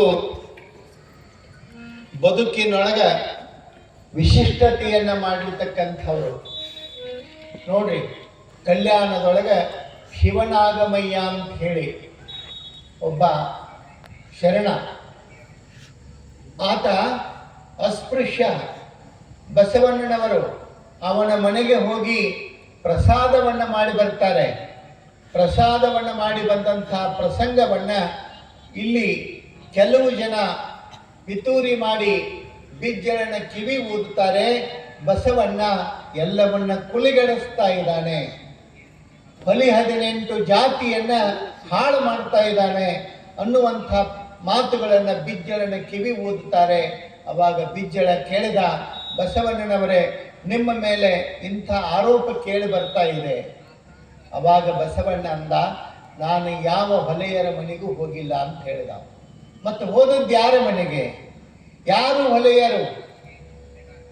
ಎಷ್ಟು ಚಂದ ಹೇಳ್ತಾರೆ, ಹೊಲೆಯರ ಬಾವಿಯಲ್ಲೊಂದು ಎಲುವು ನಟ್ಟಿದ್ದರೆ ಹೊಲೆ ಹೊಲೆ ಎಂಬುದೀ ಲೋಕವೆಲ್ಲ, ಹಲವೆಲುವುಳ್ಳ ಬಾಯಲ್ಲಿ ಒಲವೆರೆದ ನುಡಿದರೆ ಅದು ಹೊಲೆಯರ ಬಾವಿಗಿಂತ ಕರಕಷ್ಟಕಾಲ ರಾಮನಾಥ ಅಂತ ಹೇಳ್ತಾರೆ. ನಾವು ಎಲ್ಲೋ ಒಂದಿಷ್ಟೇನೋ ಬಿದ್ದಿದ್ರೆ ಅದು ಹೊಲೆ ಹೊಲೆ ಅಂತ ಹೇಳ್ತೀವಿ. ಆದರೆ ನಮ್ಮ ಬಾಯಿಯೊಳಗೆ ಎಷ್ಟು ಎಲುವದವ, ಇಷ್ಟು ಎಲುವಿರುವಂಥ ಬಾಯಿಯೊಳಗೆ ಅಲ್ಲದನ್ನ ನುಡಿದ್ರೆ ಅದು ನಿಜವಾದ ಹೊಲೆ ಹೊರತು ಇನ್ನೊಂದು ಬಾವಿ ಹೊಲೆಯರ ಬಾವಿ ಅಲ್ಲ ಅನ್ನೋ ಮಾತನ್ನ ದೇವರ ದಾಸಿಮಾರ ಹೇಳ್ತಾರೆ. ನಾನು ಹೋದದ್ದು ಶಿವನಾಗಮಯ್ಯ ಶರಣರ ಮನೆಗೆ. ಅವರು ಯಾವುದೇ ಒಂದು ಕೆಟ್ಟದ್ದನ್ನ ಮಾಡಿಲ್ಲ, ಕೆಟ್ಟದ್ದನ್ನ ನಡೆದಿಲ್ಲ. ಎಷ್ಟು ಶರಣ ಶ್ರೇಷ್ಠರಾಗಿ ಕಾಯಕನಿಷ್ಠರಾಗಿ ಬದುಕನ್ನ ಸಹಿಸ್ತಕ್ಕಂಥ ಅವರ ಮನೆಗೆ ನಾವು ಹೋದದ್ದನ್ನ ತಪ್ಪು ಅನ್ನೋದಾದ್ರೆ ನಾನು ಯಾರ ಮನೆಗೆ ಹೋಗಿದ್ದೀನಿ? ಪಿತೂರಿ ಮಾಡುವಂಥ ಕಂಡಿ ಮಂಚಣ್ಣನ ಮನೆಗೆ ಹೋಗಿಲ್ಲ, ನಾರಾಯಣ ಕ್ರಮಿತನ ಮನೆಗೆ ಹೋಗಿಲ್ಲ, ಮುಕುಂದ ಭಟ್ಟನ ಮನೆಗೆ ಹೋಗಿಲ್ಲ, ಎಲ್ಲವನ್ನ ಹಾಳು ಮಾಡುವಂಥ ಇಂಥವರ ಮನೆಗೆ ಹೋಗಿಲ್ಲ. ನಾನು ಹೋದದ್ದು ಲಿಂಗವನ್ನ ಧರಿಸಿಕೊಂಡು ಕಾಯಕವನ್ನ ಮನಮುಟ್ಟಿ ಮಾಡುವಂಥ ಶರಣ ಶ್ರೇಷ್ಠ ಶಿವನಾಗಮಯ್ಯನವರ ಮನೆಗೆ ಹೋಗಿದ್ದೀನಿ ಹೊರತು ಯಾರ ಮನೆಗೂ ಅಲ್ಲ ಅನ್ನೋ ಮಾತನ್ನ ಬಸವಣ್ಣ ಬಹಳ ಸ್ಪಷ್ಟವಾಗಿ ಹೇಳಿದಾಗ ಬಸವಣ್ಣನ ಮಾತಿಗೆ ಬಿಜ್ಜಳ ಒಪ್ತಾನೆ. ಅವಾಗ ಎಲ್ಲರಿಗೂ ಹೇಳಿದ ಬಸವಣ್ಣ ಅಂತಿಂತವನಲ್ಲ, ತಿಳಿಯಲಾರದೆ ಏನನ್ನು ಮಾಡುವವನಲ್ಲ, ಯಾವುದು ಸರಿ ಇದೆ ಅದನ್ನ ಯಾರು ಬೇಡ ಅಂದ್ರೂ ಬಿಡವನಲ್ಲ, ಇಂಥದ್ದನ್ನ ನೀವು ಆಲೋಚನೆ ಮಾಡಬಾರದು ಅಂತ ತಿಳ್ಕೊಂಡು ಹೇಳಿ ಬಿಜ್ಜಳ ಹೇಳ್ತಾನೆ. ಬಸವಣ್ಣ ಕೇಳಿದ, ಯಾವುದು ತಪ್ಪು? ನೋಡ್ರಿ, ನಡಗಿತ್ತು ವೇದ, ನಡಗಿತ್ತು ಆಗಮ, ಎಲ್ಲವೂ ನಡೆದು ಇವೆಲ್ಲವೂ ಕೆಳಗೆ ಉಳಿ ಬೀಳ್ತವೆ. ಯಾಕೆ ಅಂತಂದ್ರೆ ನಮ್ಮ ಮಾದಾರ ಚೆನ್ನಯ್ಯನ ಮನೆಯಲ್ಲಿ ಕೂಡಲ ಸಂಗಮ ದೇವ ಉಂಡ ಕಾರಣ ವೇದ ನಡಗಿತ್ತು ಅನ್ನೋ ಮಾತನ್ನ ಬಸವಣ್ಣವ್ರು ಹೇಳ್ತಾರೆ. ವೇದ ನಡಗಿತ್ತಂತ ಯಾಕ? ಮಾದರ ಚೆನ್ನಯ್ಯನ ಮನೆಯೊಳಗ ಇದು ದೇವರು ಕೂಡಲ ಸಂಗಮನಾಥ ಊಟ ಮಾಡಿದ. ಎಂಥ ಮಾತು ಹೇಳ್ತಾರೆ, ನಡೆ ಚೆನ್ನ, ನುಡಿ ಚೆನ್ನ, ಪ್ರಮಥರೊಳಗೆ ಚೆನ್ನ, ಪುರಾತನರೊಳಗೆ ಚೆನ್ನ, ಎಲ್ಲಿ ನೋಡಿದಡಲ್ಲಿ ಚೆನ್ನ, ಅಂಬಲಿಯ ರುಚಿಯಾಯಿತೆಂದು ಶಿವನಿಗೆ ಕೈ ತೆಗೆದ ನಮ್ಮ ಮಾದಾರ ಚೆನ್ನ ಅನ್ನೋ ಮಾತನ್ನು ಹೇಳ್ತಾರೆ. ಎಷ್ಟು ಚಂದ ಮಾತು ನೋಡಿ. ನಡೆ ಚೆನ್ನ, ನುಡಿ ಚೆನ್ನ, ಪ್ರಮಥರೊಳಗೆ ಚೆನ್ನ, ಪುರಾತನರೊಳಗೆ ಚೆನ್ನ. ಚೆನ್ನ ಅನ್ನೋ ಶಬ್ದವನ್ನ ಎಷ್ಟು ಚಂದ ಬಳಸಿಕೊಂಡಾರ ಅಲ್ಲ. ನಡೆ ಚೆನ್ನ, ನಡೆ ನುಡಿ ಪ್ರಮಥರೊಳಗ ಪುರಾತನರೊಳಗ ಚೆನ್ನಾಗಿರ್ತಕ್ಕಂಥ ಆ ಮಾದರ ಚೆನ್ನಯ್ಯ ಎಷ್ಟು ಅದ್ಭುತವಾದ ವ್ಯಕ್ತಿ, ಸಾಮಾನ್ಯನಲ್ಲ. ನೋಡ್ರಿ, ಆತನ ಭಕ್ತಿಯನ್ನ ಕೊಂಡಾಡ್ತಾರೆ. ಒಂದು ಸಾರೆ ದೇವರಿಗೆ ಅಂಬಲಿ, ಮಾದರ ಚೆನ್ನಯ್ಯನ ಮನೆಯ ಅಂಬಲಿ ಅಂದ್ರೆ ದೇವರಿಗೆ ಪಂಚ ಪ್ರಾಣ. ಪರಮಾತ್ಮನಿಗೆ ಆ ಅಂಬಲಿಯನ್ನ ಉಣ್ಣೋದಕ್ಕೆ ಪಾರ್ವತಿ ಜೊತೆಗೆ ಬಂದಂತೊಮ್ಮೆ, ಯಾರು? ಪರಮಾತ್ಮ ಪಾರ್ವತಿಯ ಜೊತೆಗೆ ಬಂದಾಗ ಅಂಬಲಿ ಮಾಡಿ ಅವನಿಗೆ ಕೊಡಬೇಕಲ್ಲ, ಹಂಗ ಕೊಡ್ತಿದ್ದಿಲ್ಲ ಮಾದರ ಚೆನ್ನಯ್ಯ. ಮೊದಲು ತಾನು ಒಂದು ಗುಟುಕು ಕೊಡೋದು, ಅಂಬಲಿ ಸರಿ ಆಗಿತ್ತು ಅಂದ್ರೆ ದೇವರಿಗೆ ಕೊಡ್ತಿದ್ದ. ಅದನ್ನು ಈಗ ಏನ್ರಿ ಮಾಡ್ರಿ ಏನಂತೀವಿ ನಾವು? ಯಾಂಜಲ ಮುಂಜಲ ಎಲ್ಲ ಏಕ ಅಂದ್ಬಿಡ್ತೀವಿ. ಅಲ್ಲಿ ದೇವರಿಗೆ ಕೊಡಬೇಕಾದ್ರೆ ಮಾದರ ಚೆನ್ನಯ್ಯ ಕುಡಿದು ನೋಡಿ ಅಂಬಲಿ ಕೊಡ್ತಿದ್ದ. ದೇವರಿಗೆ ನೈವೇದ್ಯ ಆಮೇಲೆ ಆಗ್ತಿತ್ತು. ಅಲ್ಲಿ ಉದ್ದೇಶ ಇಷ್ಟೇ, ಏನಾದರೂ ಹುಡಿ ಆಗಿತ್ತು ಅಂತಂದ್ರೆ ನನ್ನಯ್ಯನ ಬಾಯಿಗೆ ಕಹಿ ಆಗದಿರಲಿ ಎನ್ನುವಂಥ ಒಂದು ಪ್ರೀತಿ. ಶಬರಿ ರಾಮನಿಗೆ ಹಣ್ಣು ಕೊಡಬೇಕಾದ್ರೆ ನೋಡಿ ಸ್ವಚ್ಛ ಮಾಡಿ ತಿಂದು ಯಾವುದು ಸವಿ ಇರ್ತಿತ್ತೋ ಅದನ್ನೇ ಕೊಡ್ತಿದ್ದಳು. ಶಬರಿ ತಿಂದಿದ್ದಾಳೆ ಅಂಥೇಳಿ ರಾಮ ಎಂಜಲಾಗಿದೆ ಹಣ್ಣು ಅನ್ನೋದನ್ನ ತಿನ್ನೋದು ಬಿಟ್ಟೇನೋ? ಬಿಡ್ಲಿಲ್ಲ. ಹಂಗ ಮಾದರ ಚೆನ್ನಯ್ಯ ರುಚಿ ನೋಡಿ ಅಂಬಲಿಯನ್ನ ಕೊಟ್ಟ ಅಂಥೇಳಿ ದೇವರು ಬಿಡ್ಲಿಲ್ಲ. ಅಲ್ಲಿ ಮಾದರ ಚೆನ್ನಯ್ಯನ ಭಕ್ತಿ ಅಷ್ಟು ಸಿಹಿಯಾಗಿತ್ತು, ಅಷ್ಟು ರುಚಿಯಾಗಿತ್ತು. ಎಷ್ಟು ಅದ್ಭುತವಾದಂಥದ್ದು ನೋಡ್ರಿ. ಮಾದರ ಚೆನ್ನಯ್ಯ ಅಂಬಲಿಯನ್ನ ಉಣ್ಣುವಂಥ ಪರಮಾತ್ಮ ಅಂಬಲಿ ಬಟ್ಲ ತಗೊಂಡ ತಗೊಂಡು ಒಂದು ಗುಟಕ್ಕೆ ಕೊಟ್ಟ, ಕುಡಿದ. ಆ ಒಂದು ಸುರುಕಿ ಕುಡಿದ ಕೂಡಲೇ ಅವನಿಗೆ ಇಷ್ಟು ಖುಷಿ ಆಯಿತು, ಎಷ್ಟು ರುಚಿ ಅದಲ್ಲ ಅಂಬಲಿ ಅಂತ ಹೇಳಿ ಅವನಿಗೆ ಕೈಲಾಸವನ್ನೇ ಕೊಡ್ತೀನಿ ಅಂತ ಕೈಲಾಸವನ್ನ ಕೊಟ್ಟಂತ. ಎರಡನೇ ಗುಟಕ್ಕೆ ಕುಡಿತಿದ್ದ, ಪಾರ್ವತಿ ಕೈ ಹಿಡಿದಳು. ಯಾಕ ನೀ ಒಂದನೇ ಗುಟಕಕ್ಕನ ಕೈಲಾಸ ಕೊಟ್ಟಿ, ಎರಡನೇ ಗುಟಕ್ಕೆ ಕುಡಿದು ಮತ್ತೆ ನನ್ನ ಪಟ್ಟಿಗಿಟ್ಟಿ, ಅದಕ್ಕೆ ಬ್ಯಾಡ ತಡಿ ಅಂದಳ. ಅದರ ಅರ್ಥ ಅಂಬಲಿ ಅಷ್ಟು ರುಚಿಯಾಗಿತ್ತು. ಅಂಥ ಅಂಬಲಿಯನ್ನ ಸವಿದು ಸಂತೃಪ್ತನಾಗ್ತಾನೆ ಪರಮಾತ್ಮ. ಪರಮಾತ್ಮ ಸಂತೃಪ್ತನಾಗಿ ಅವನಿಗೆ ಚೋಳರಾಜ, ಕಂಚೀಪುರದೊಳಗೆ ಚೋಳರಾಜ ಅನ್ನವ ಪ್ರತಿನಿತ್ಯ ದೇವರಿಗೆ ನೈವೇದ್ಯವನ್ನ ಪಂಚ ಪಕ್ವಾನ್ನವನ್ನು ಎಡಿ ಮಾಡ್ತಿದ್ದ. ಎಡಿ ಮಾಡುವಂಥ ಚೋಳರಾಜನ ಪ್ರಸಾದವನ್ನ ಮರುದಿವಸ ಪರಮಾತ್ಮ ಸ್ವೀಕಾರ ಮಾಡಂಗಿಲ್ಲ. ಅವಾಗ ಸಿಟ್ಟು ಬರ್ತದೆ ಚೋಳರಾಜನಿಗೆ. ತನ್ನ ಶಿರಸ್ಸನ್ನೇ ಕೆಡ್ಕೋಬೇಕು ಅಂತ ನಿಲ್ತಾನೆ. ಏನ್ ತಪ್ಪಾಯ್ತು ನನ್ನ ನೈವೇದ್ಯದೊಳಗ ಅಂತ ಕೇಳಿದ. ಅವಾಗ ದೇವರು ಪ್ರತ್ಯಕ್ಷ ಆಗಿ ಹೇಳಿದಂತ, ನೋಡಪ್ಪ, ನಿಂದು ಉಣಬಾರದಂತಿಲ್ಲ. ನಿನ್ನೆ ರಾತ್ರಿ ನಾನು ಮಾದರ ಚೆನ್ನಯ್ಯನ ಮನೆಯ ಅಂಬಲಿಯನ್ನು ಉಂಡಿದ್ದೀನಿ, ಹೊಟ್ಟೆ ತುಂಬಿ ಬಿಟ್ಟದ, ಒಟ್ಟ ಹಸಿವಾಗಿಲ್ಲ. ನಾ ಹಿಂಗಾಗಿ ನಿಂದು ಉಂಡಿಲ್ಲ ಇವತ್ತ, ಮತ್ತೆ ನಾಳೆ ನೋಡೋಣ ಅಂತ ಹೇಳಿದಂತ ದೇವರು.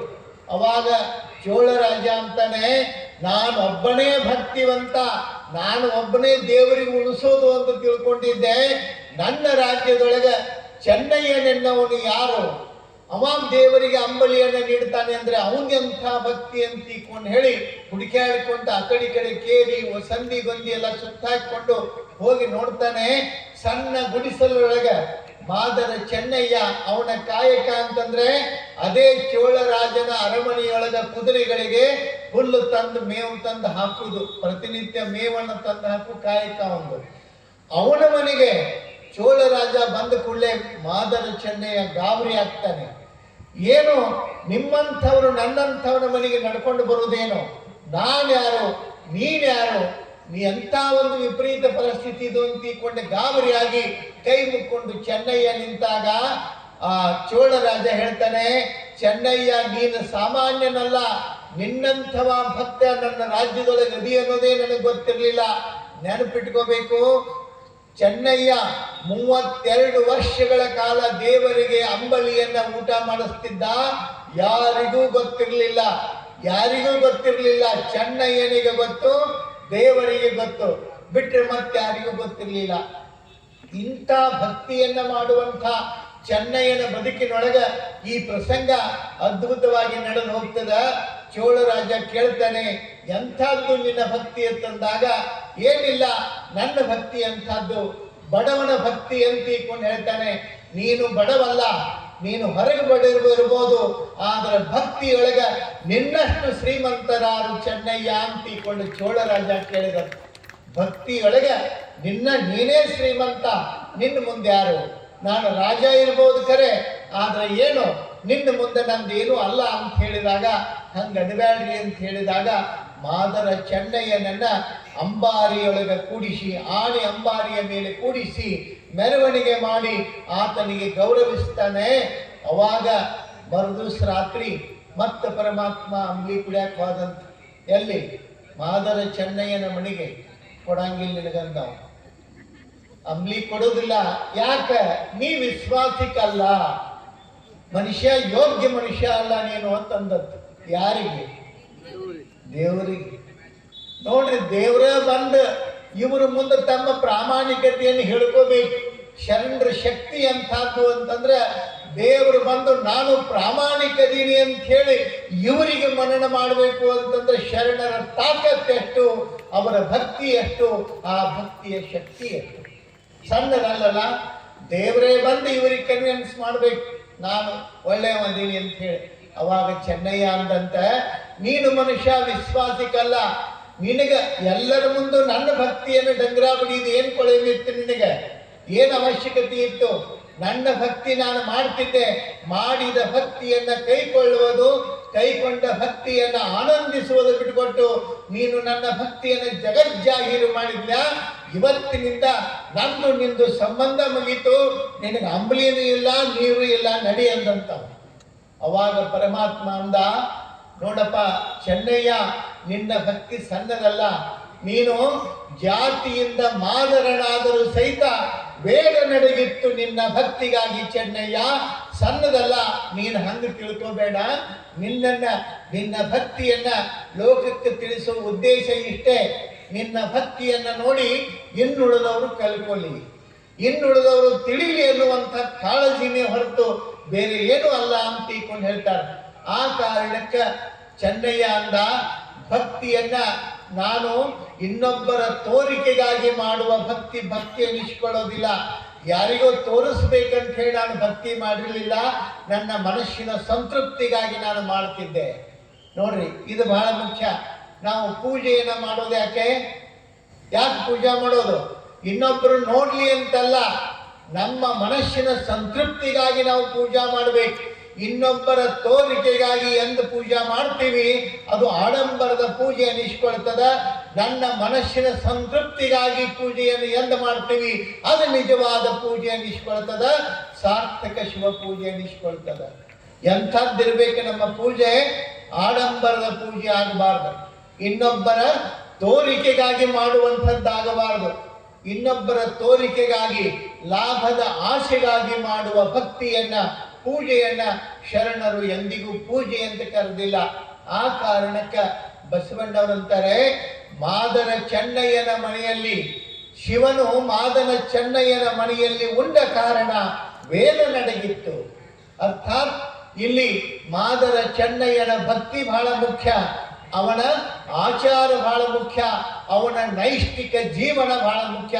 ಹಂಗ ಶಿವನ ಆಗಮಯ್ಯ ಸಾಮಾನ್ಯವಾಗಿರ್ತಕ್ಕಂಥವನಲ್ಲ, ಶ್ರೇಷ್ಠ ಶಿವಭಕ್ತ.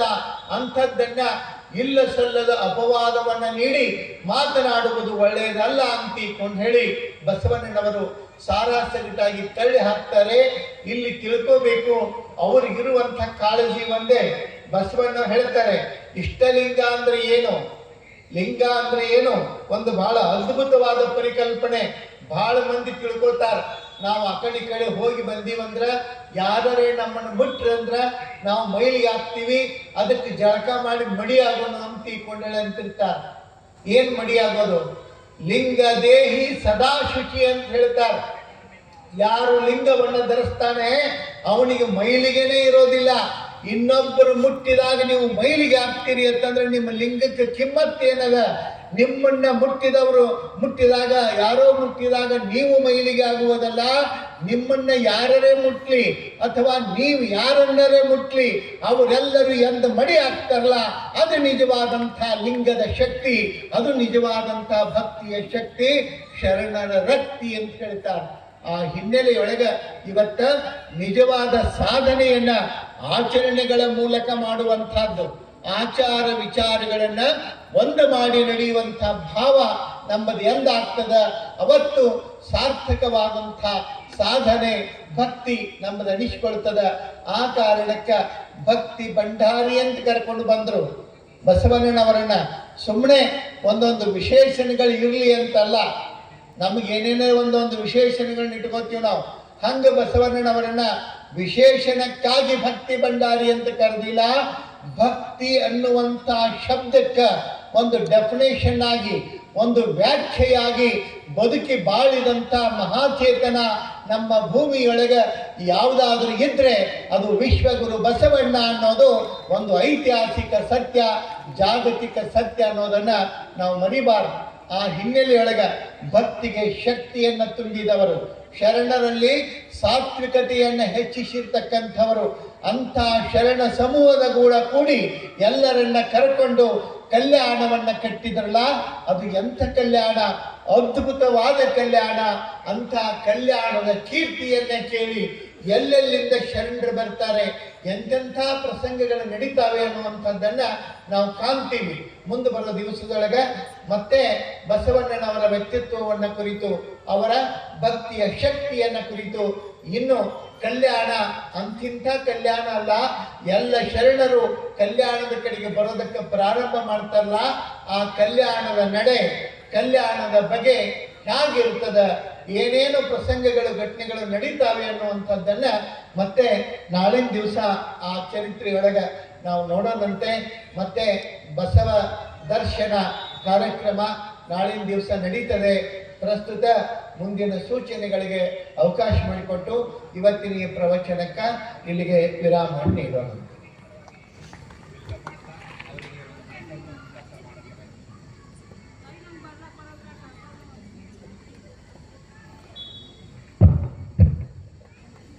ಇಂದಿನ ಪ್ರಸಾದ ದಾಸೋಹಿಗಳು ಶ್ರೀ ನಿರ್ಮಲಾ ಚಂದ್ರಕಾಂತ್ ಪಾಟೀಲ್ ಅವರು ಪೂಜ್ಯರಿಂದ ಆಶೀರ್ವಾದವನ್ನು ಪಡ್ಕೋಬೇಕು.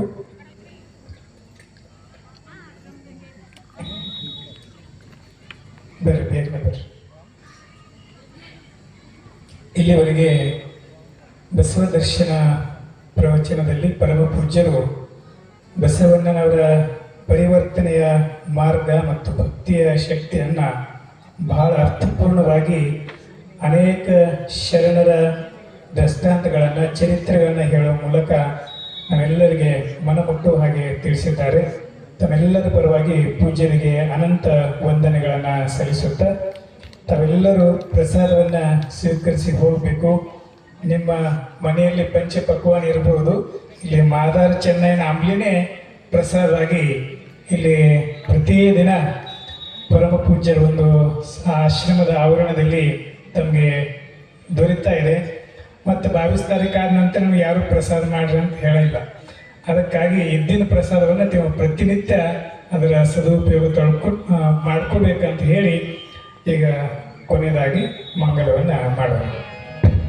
ಜಯ ಗುರು ಬಸವಣ್ಣ, ಜಯತು ಜಗದ್ಗುರು ಬಸವಣ್ಣ, ಜಂಗಮ ರೂಪನೆ ಬಸವಣ್ಣ, ಜಗದೋದ್ಧಾರಕ ಬಸವಣ್ಣ. ಜಯ ಗುರು ಬಸವಣ್ಣ, ಜಯತು ಜಗದ್ಗುರು ಬಸವಣ್ಣ, ಕಲ್ಯಾಣ ವಾಸನ ಬಸವಣ್ಣ, ಕರುಣ ಮೂರ್ತಿ ಬಸವಣ್ಣ, ಕಾಯಕ ಯೋಗಿಯ ಬಸವಣ್ಣ, ಕೈವಲ್ಯದಾತನೆ ಬಸವಣ್ಣ. ಜಯ ಗುರು ಬಸವಣ್ಣ, ಜಯತು ಜಗದ್ಗುರು ಬಸವಣ್ಣ, ನಿರ್ಗುಣ ರೂಪನೆ ಬಸವಣ್ಣ, ಈಶ್ವರಲಿಂಗನೆ ಬಸವಣ್ಣ, ಅಕಾರ ಉಕಾರ ಮಕಾರ ಮೂಲಕ ಓಕಾರ ನೀನೇ ಬಸವಣ್ಣ. ಜಯ ಗುರು ಬಸವಣ್ಣ, ಜಯತು ಜಗದ್ಗುರು ಬಸವಣ್ಣ, ಪರಮ ಪ್ರಭುವಿನಿ ಬಸವಣ್ಣ, ಪತಿತ ಪಾವನನೆ ಬಸವಣ್ಣ, ಭಕ್ತರ ಪ್ರಾಣನೆ ಬಸವಣ್ಣ, ಭವ ಭಯ ತಾರಕ ಬಸವಣ್ಣ. ಜಯ ಗುರು ಬಸವಣ್ಣ, ಜಯತು ಜಗದ್ಗುರು ಬಸವಣ್ಣ,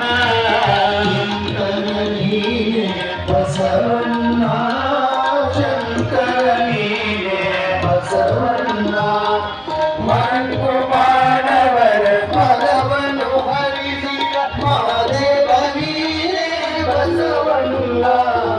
ಜಯ ಗುರು ಬಸವಣ್ಣ, ಜಯತು ಜಗದ್ಗುರು ಬಸವಣ್ಣ, ಅಣುವಿನೊಳಗೆ ಅಣುವಣ್ಣ, ಪರದೊಳಗೇನಿ ಭಗವಣ್ಣ, ಶರಣರ ಹೃದಯ ನಿವಾಸನ ಬಸವಣ್ಣ. ಜಯ ಗುರು ಬಸವಣ್ಣ, ಜಯತು ಜಗದ್ಗುರು ಬಸವಣ್ಣ, ಜಯತು ಜಗದ್ಗುರು ಬಸವಣ್ಣ, ಜಯತು ಜಗದ್ಗುರು ಬಸವಣ್ಣ.